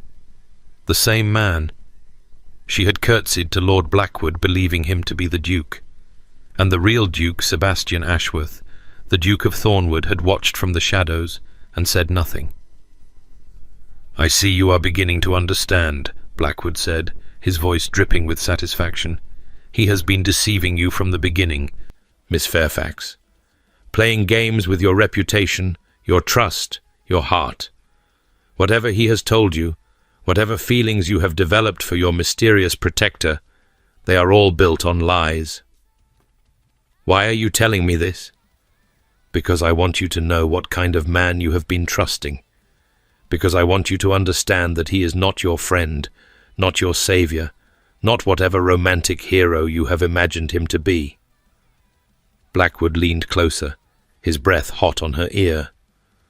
And because I want you to know that if you do not return your sister to her family immediately, I will make certain that everyone in London learns how the Duke of Thornwood has been hiding a runaway in one of his own properties.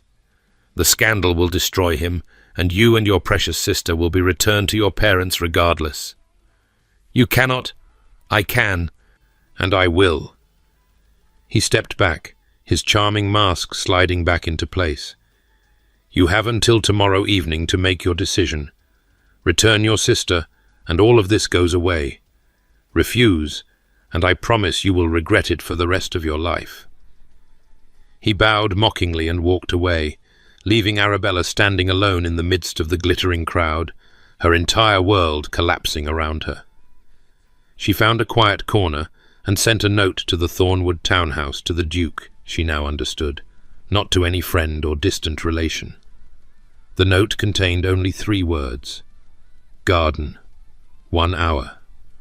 Mr. Ashworth. No, the Duke of Thornwood was waiting when she arrived at the garden behind the Westmore townhouse, hidden in the shadows as he always was. She walked toward him with steps that felt heavy, weighted down by the knowledge she now carried. Miss Fairfax. He moved toward her, and even in the dim light she could see the concern on his face. Your note was I came as quickly as... You are the Duke of Thornwood. The words fell between them like stones into still water. She watched his expression shift surprise, followed by something that looked like resignation, followed by a pain so raw she almost looked away. Yes, he said finally, I am. You watched me curtsy to Lord Blackwood believing he was you. You watched me walk into a garden with a predator while you stood in the shadows and said nothing. Yes. You have been lying to me from the beginning. Every conversation, every moment of supposed honesty, all of it built on deception. Not all of it. His voice was rough. The things I told you about myself, about wanting to be known, about hiding behind walls, about fearing what I might become, those were true.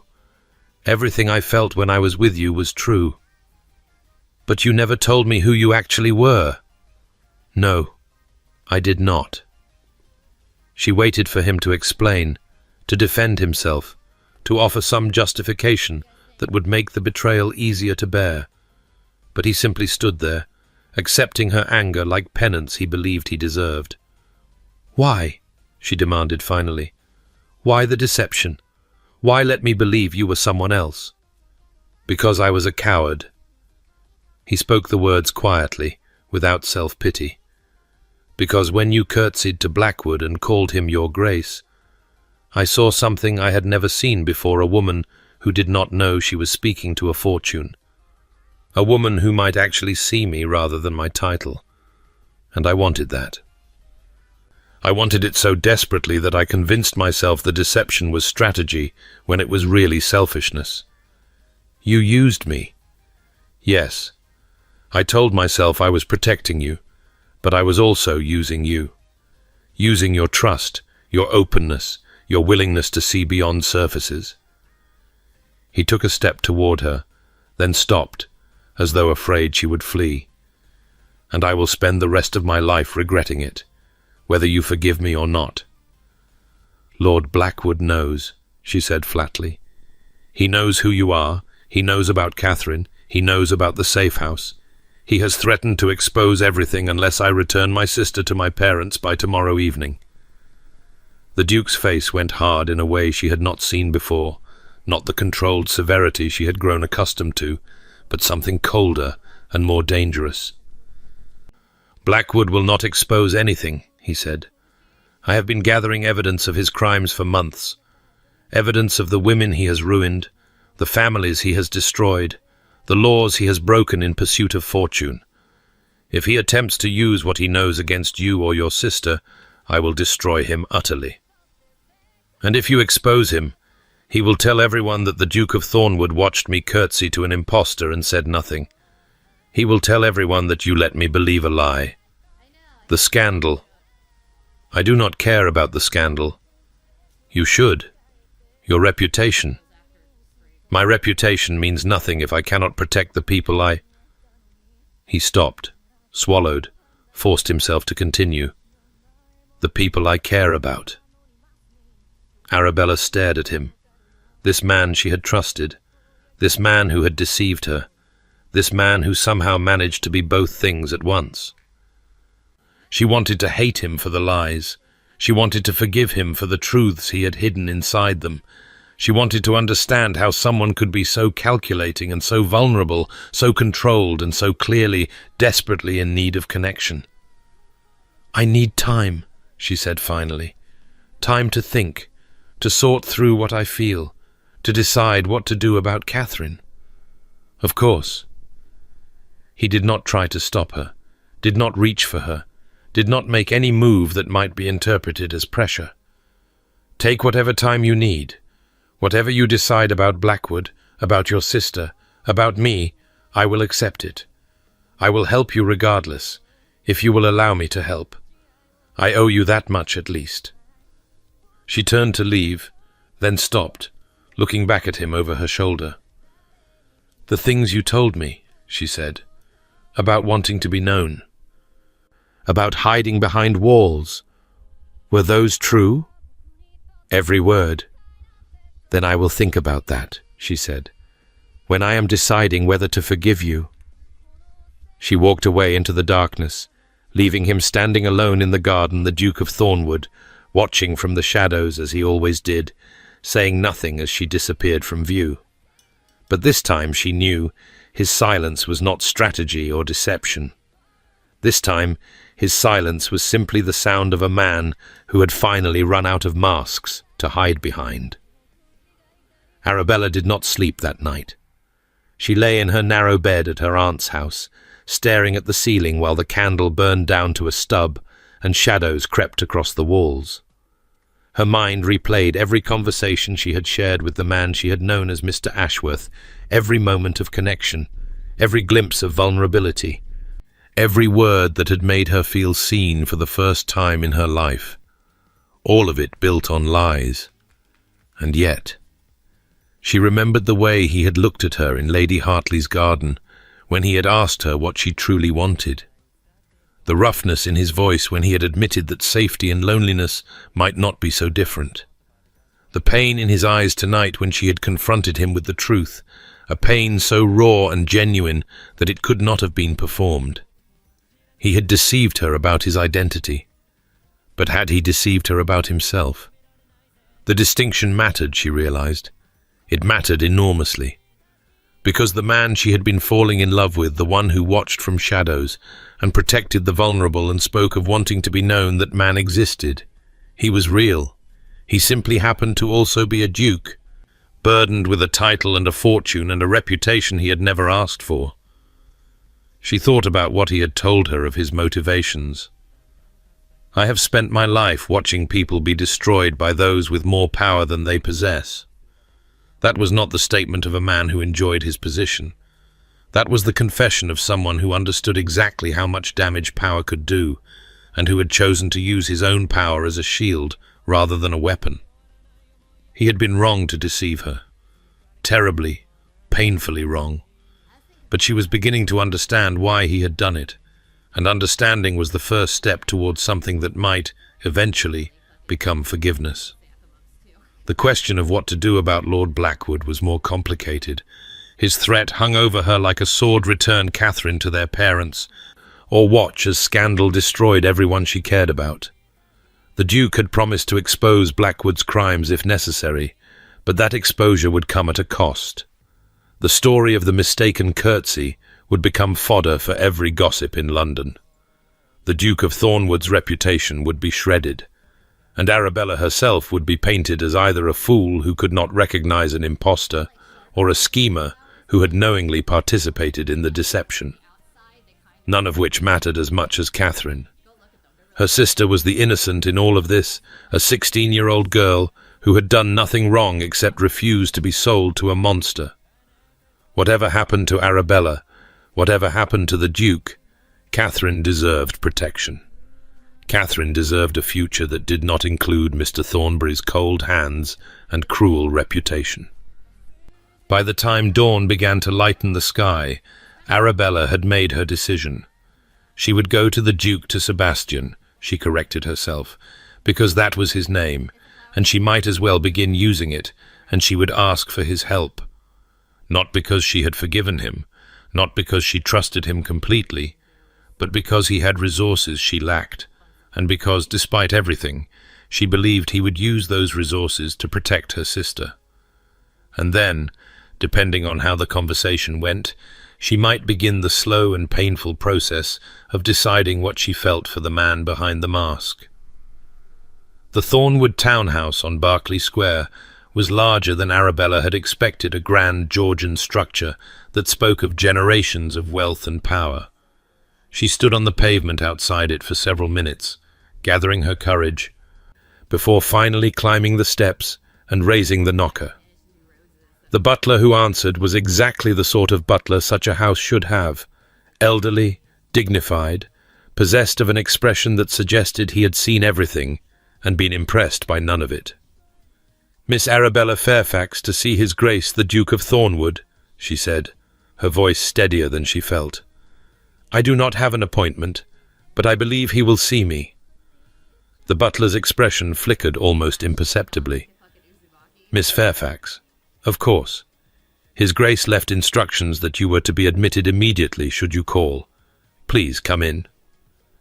Left instructions, which meant he had anticipated that she might come, had hoped she would come, had prepared for the possibility, even as he gave her space to decide on her own terms. The butler led her through a magnificent entrance hall and up a sweeping staircase to a private study on the first floor.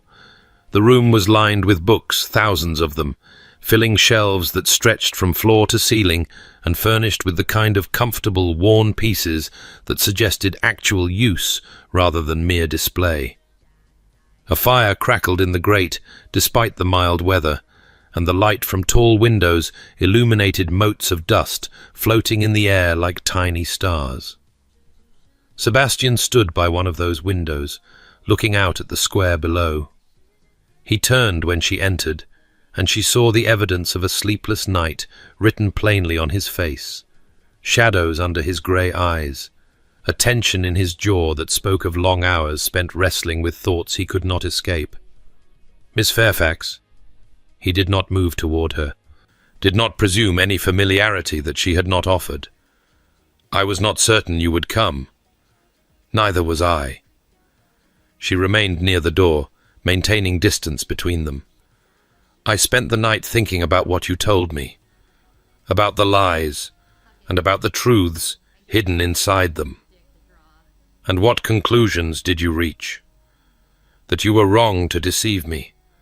That the deception was selfish and cowardly, as you yourself admitted. That I have every right to be angry and hurt and uncertain whether I can ever trust you again." He nodded, accepting the judgment without protest. "Yes, all of that is true. But I also concluded that the man I was coming to know, the one who spoke of wanting to be known, who protected women from predators, who helped my sister without hesitation when I asked, that man was not a performance. He exists. He is standing in front of me now." Something shifted in Sebastian's expression, a flicker of hope, quickly suppressed. "He does. He is." "I have not forgiven you," Arabella said clearly. "I am not certain I can forgive you yet. But I am willing to try, if you are willing to give me the truth from this moment forward. All of it. No more shadows, no more masks, no more watching in silence when you should be speaking. I will tell you anything you want to know.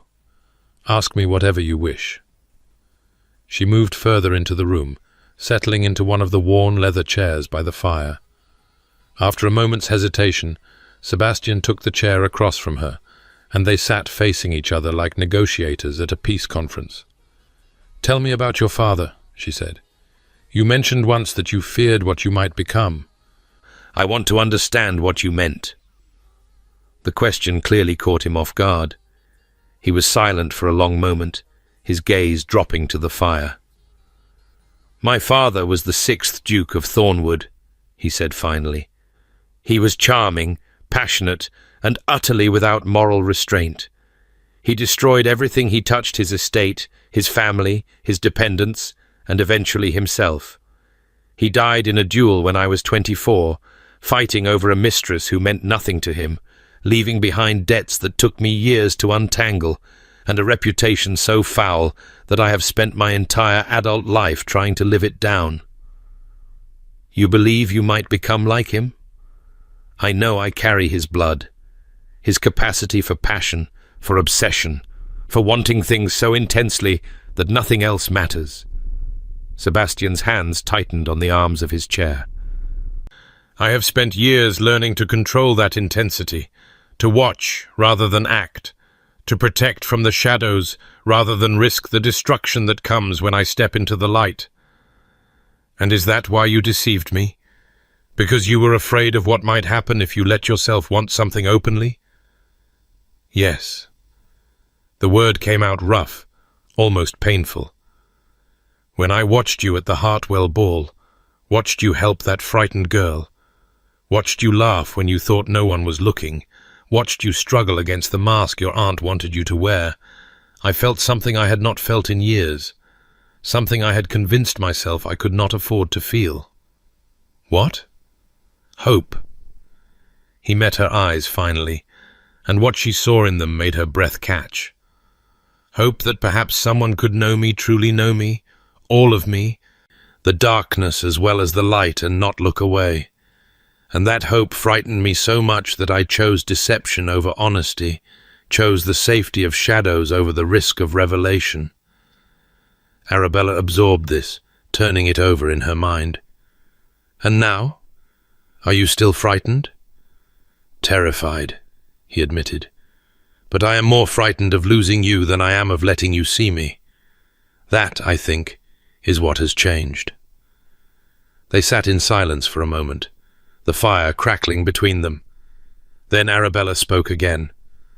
"Lord Blackwood's ultimatum expires this evening. I need to know what will happen if I refuse to return my sister." Sebastian's expression hardened. "Then I will expose him. I have evidence of every crime he has committed for the past 5 years, every woman he has ruined, every family he has defrauded, every law he has broken. I have been building this case in secret, waiting for the right moment to deploy it. If he forces my hand, that moment is now." "And the scandal, the story of the mistaken curtsy, will become public, yes." He did not flinch from her gaze. "The ton will learn that the Duke of Thornwood watched you curtsy to an impostor and said nothing. They will call me cold, calculating, perhaps even cruel. They will wonder what game I was playing with an innocent young woman's reputation. And what will you say in your defense?" "The truth." His voice was quiet but certain. "That I saw you, and wanted you to see me, not my title, not my fortune, but me. That I made a selfish choice in a moment of weakness, and that I have spent every moment since then trying to earn the trust I did not deserve. That I love you, Arabella Fairfax, and that love has made me both better and worse than I ever knew I could be." The words hung in the air between them the first time either of them had spoken of love directly, the first acknowledgement that what existed between them was more than circumstance or attraction or mutual convenience. "You love me," Arabella repeated slowly.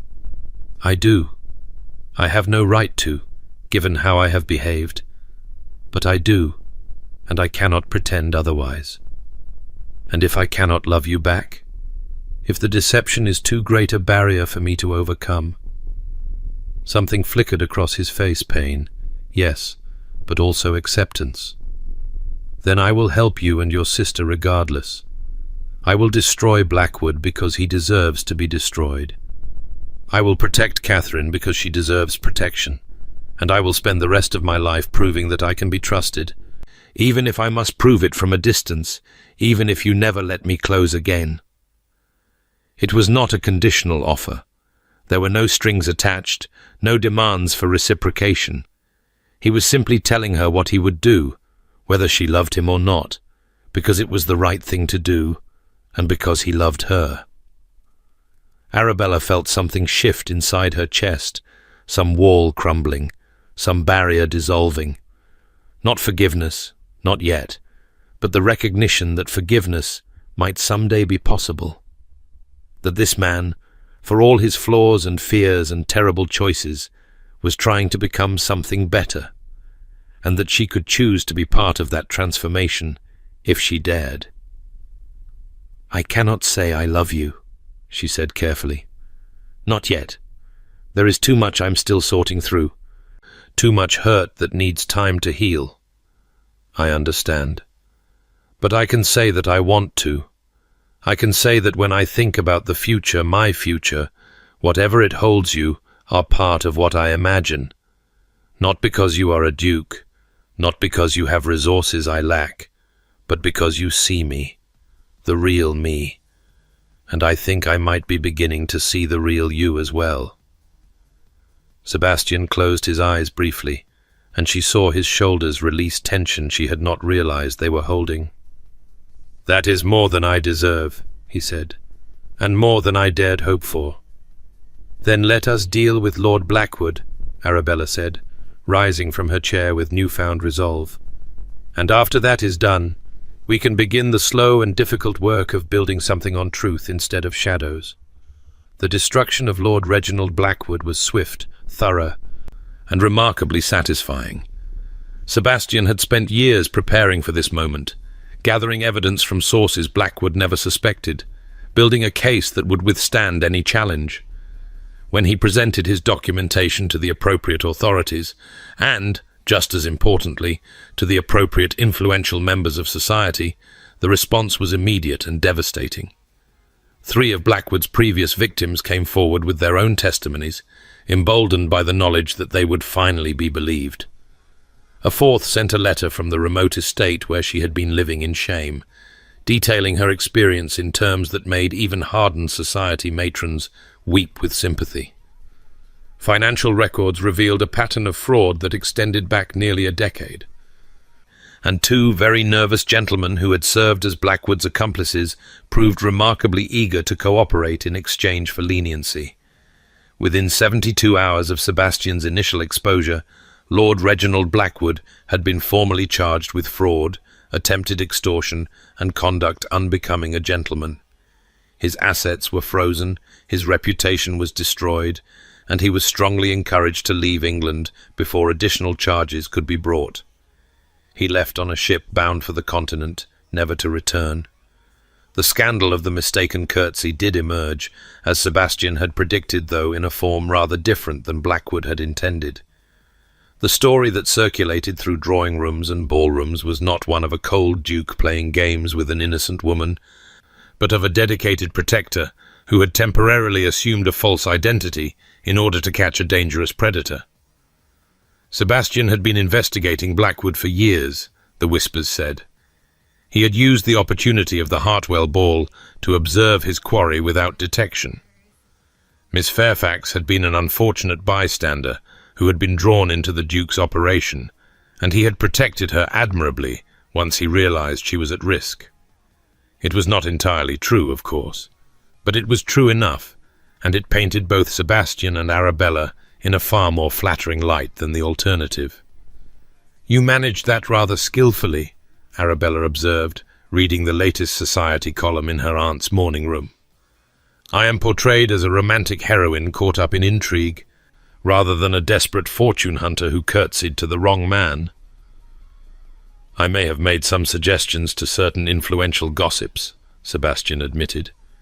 He had taken to calling on her openly now, presenting himself as a suitor in the conventional fashion. Lady Whitmore was beside herself with joy at the development, though she was still somewhat puzzled by how it had all come about. "I thought you might prefer that version of events. I appreciate the consideration, though I cannot help noticing that your own role has been rather elevated as well. The silent duke who brought a predator to justice has a much nicer ring than the strange man who watched from shadows and lied about his identity."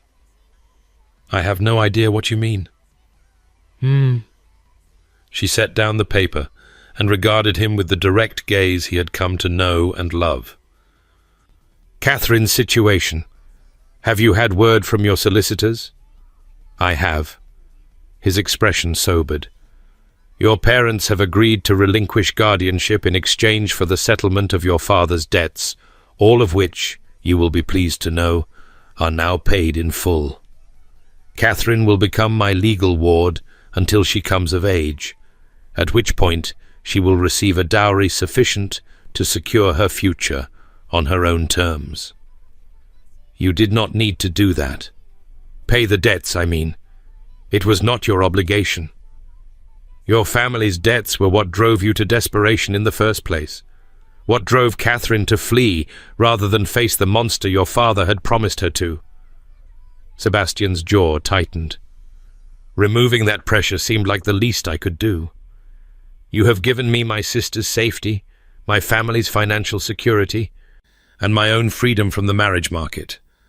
I am not certain how I am supposed to respond to such generosity. You are not supposed to respond in any particular way. These are not gifts with strings attached. They are simply the right things to do." Arabella studied him for a long moment, this man who had deceived her and protected her, who had hidden in shadows and stepped into the light, who loved her without conditions and asked nothing in return. "Sebastian," she said, and it was the first time she had used his Christian name. He went very still. "Yes? I think I'm ready." "Ready for what?" "To try." She rose from her chair and crossed to where he stood by the window, close enough to touch him if she chose to. "To try loving you, to try trusting you, to try building something together, with all our flaws and fears and terrible past choices laid bare between us." "Arabella." He breathed her name like a prayer. "You do not need to. I know I do not need to. I want to." She reached up and touched his face, her fingers tracing the severe line of his jaw. "You asked me once what I wanted for myself. I said I wanted to be known, to be seen, to have someone look at all of me and not look away." She held his grey gaze, letting him see everything she felt. "You have done that. Despite the lies, despite the shadows, you have seen me more clearly than anyone ever has, and I find that I cannot imagine a future without you in it." "I have so many flaws," he said roughly, "so many ways I might fail you." "I know. I have flaws too. I am too sharp-tongued, too opinionated, too much of everything. But perhaps—" She smiled, and it felt like sunrise after a long dark night. "Perhaps we might be too much together." He kissed her then, finally, properly, not a calculated move or a strategic gesture, but the honest expression of a heart that had spent too long in hiding. She kissed him back with equal honesty, equal intensity, and when they finally broke apart, they were both breathless and trembling, and more certain than they had ever been of anything. "I will spend my life earning your trust," he said against her hair, "every day, in every way I can. I know you will, and I will spend my life proving that your trust in me was not misplaced." She pulled back to look at him, her eyes bright with unshed tears. "We have both been so afraid of being seen, of being known and found wanting." "But I think perhaps the real danger was never in being seen. It was in spending our whole lives hiding." "No more hiding," he agreed. "No more shadows. Just us, stepping into the light together." "Together," she repeated, and the word felt like a vow. They were married 6 weeks later, in a small ceremony at the chapel on Sebastian's country estate. Only family and close friends attended Lady Whitmore, still somewhat bewildered by the speed of events. Catherine, radiant with happiness for her sister. A handful of Sebastian's trusted associates who had helped him in his long campaign against Blackwood. Arabella wore a dress of ivory silk that had cost more than her father's annual income had been before his debts were settled. She had protested the expense, but Sebastian had insisted, and she had discovered that arguing with a duke who loved you was rather pointless when he set his mind to something. The ceremony itself was brief and traditional, but when the minister pronounced them husband and wife, Sebastian's kiss was anything but traditional. It was thorough and possessive and unambiguous, the kiss of a man who had spent years watching from shadows and was finally claiming what he wanted in full view of everyone. "That was rather scandalous," Arabella murmured when they finally broke apart. "I find I no longer care about scandal.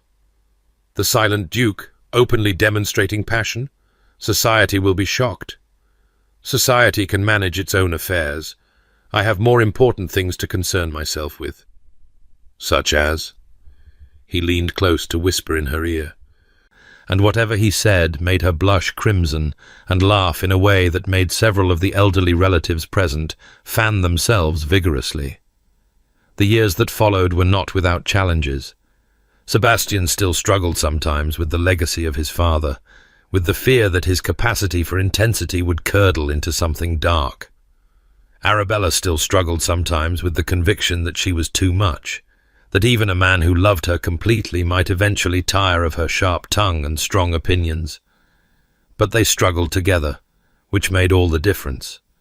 They learned to speak their fears aloud instead of hiding them.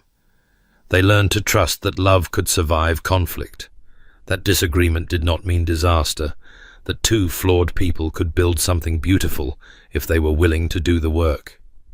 Catherine flourished under their protection, eventually choosing to marry a young scholar who adored her intelligence and never once made her feel like property to be traded. She remained close to her sister throughout her life, and her children called Arabella and Sebastian aunt and uncle with easy affection. The safe house that had sheltered Catherine became the first of many such refuges, part of a network Sebastian established to protect women fleeing dangerous situations. Arabella took an active role in managing this network, using her sharp mind and sharper tongue to advocate for those who had no voice of their own. The silent duke, society eventually learned, had not been watching from shadows out of coldness, but out of purpose, and his duchess was every bit as formidable as her reputation suggested. They had 3 children, a son who inherited Sebastian's grey eyes and Arabella's copper hair, and twin daughters who combined the worst and best qualities of both parents in ways that kept the household in constant entertaining chaos. The Ton learned to expect the unexpected from the Duke and Duchess of Thornwood.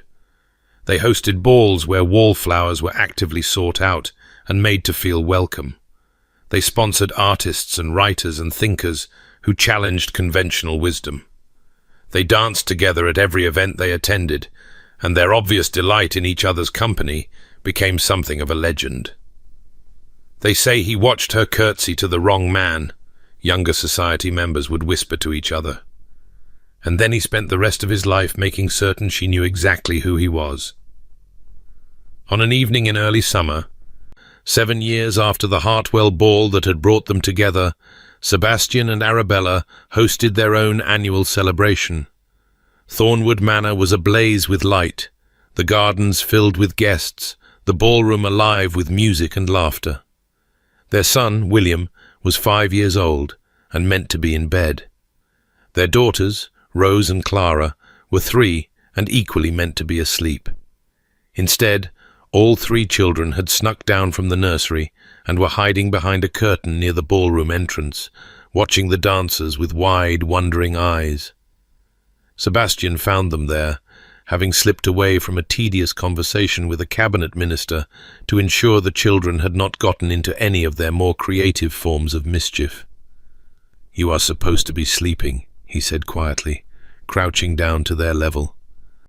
"We wanted to see Mamma in her pretty dress," Rose explained with the confident logic of a 3-year-old who had never yet met an argument she could not win. "And the dancing," Clara added. "Dancing is splendid." "Is it indeed?"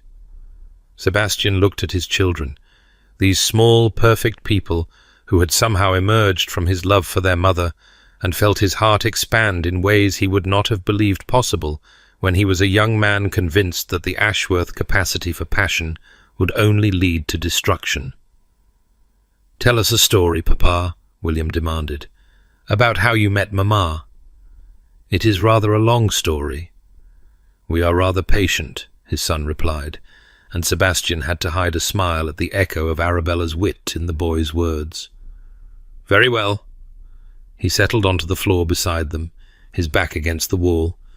His expensive evening clothes be damned. Once upon a time, there was a duke who spent his life watching from shadows. He believed that staying hidden was the same thing as staying safe. He believed that his heart was too dangerous to share with anyone. "That sounds sad," Rose observed. It was. Very sad. But the Duke did not know he was sad, because he had forgotten what happiness felt like. Sebastian glanced toward the ballroom, where he could see Arabella dancing with her elderly uncle, her copper hair brilliant in the candlelight. And then one night, at a grand ball much like this one, a young woman with hair like fire and a laugh like music curtsied to the wrong man. She thought she was meeting a duke, but she was actually meeting a villain. "A villain?" Clara's eyes went wide. "What happened?" The real duke watched from the shadows, as he always did, and he said nothing, because he was too afraid of what might happen if he stepped into the light. But eventually he found his courage. He saved the young woman from the villain, and he began to fall in love with her, even though he knew he did not deserve her. "Did she fall in love with him too?" William asked. "Not at first. First she had to learn the truth about who he was. First she had to decide whether his mistakes were too great to forgive. First she had to be very brave, because loving someone means trusting them with your heart, and that is always frightening." "What happened then?" "Then—" Sebastian paused, watching his wife turn on the dance floor, her smile bright and unguarded. "Then she chose to love him anyway, despite his flaws, despite his fears, despite all the ways he had failed her. She chose him, and he spent the rest of his life trying to be worthy of that choice." "Is the story over?" Rose asked, sounding disappointed. "No," Sebastian said softly. "No, I do not think it will ever be over. I think it will keep going, getting better and richer and more beautiful, for as long as they are together." "I like that story," Clara declared, "even though it does not have dragons. Next time I will add dragons, I promise." Arabella appeared at the curtain then, her cheeks flushed from dancing, her eyes warm with love and amusement at finding her husband and children huddled together on the floor. "I wondered where you had gone," she said. "I might have known I would find you in the shadows." "Old habits." He rose to his feet, brushing off his trousers. "I was telling them how we met. The real version, or the version appropriate for children? A version with the truth hidden inside it," he admitted. "I thought I might save the full story for when they are older." Arabella knelt down to gather her protesting children into her arms. "Time for bed, my darlings. You have stayed up far past your bedtime already." "But the dancing will still be happening the next time we have a ball, and you will be allowed to attend properly when you are older." She kissed each of them in turn, then handed them off to the waiting nursemaid, who had appeared with an expression of weary tolerance. "Go on now. We will come up to say good night in a little while." The children were led away, still protesting, and Sebastian and Arabella stood alone in the quiet space behind the curtain. The music continued in the ballroom beyond, but here they had a moment of privacy, a breath of stillness in the midst of celebration. "You looked happy," Sebastian said. "Dancing?" "I was happy. I am happy." She moved closer to him, her hand coming up to rest on his chest. 7 years ago tonight, I curtsied to the wrong man in Lady Hartwell's ballroom. It was the most humiliating moment of my life. And somehow it led to this, to you, to our children, to a life I never dared imagine. I watched from the shadows that night, he said, and I said nothing, because I was afraid. I have always been afraid, Arabella, of wanting too much, of loving too intensely, of becoming the thing I feared. And now? Now I am still afraid sometimes, but I have learned that fear is not a reason to hide. It is a reason to be brave. He cupped her face in his hands, tilting it up so she could see his eyes. You taught me that. You, who were always too much for everyone else, who were exactly right for me. Sebastian, her voice was soft with love. Dance with me. We have danced already tonight. Then dance with me again. Not out there, where everyone can see. Here, in the shadows, where it is just us. He pulled her close, and they swayed together in the narrow space behind the curtain, moving to music that filtered through the fabric like light through water. It was not a proper dance. There was no room for proper dancing, but it was theirs, and that made it perfect.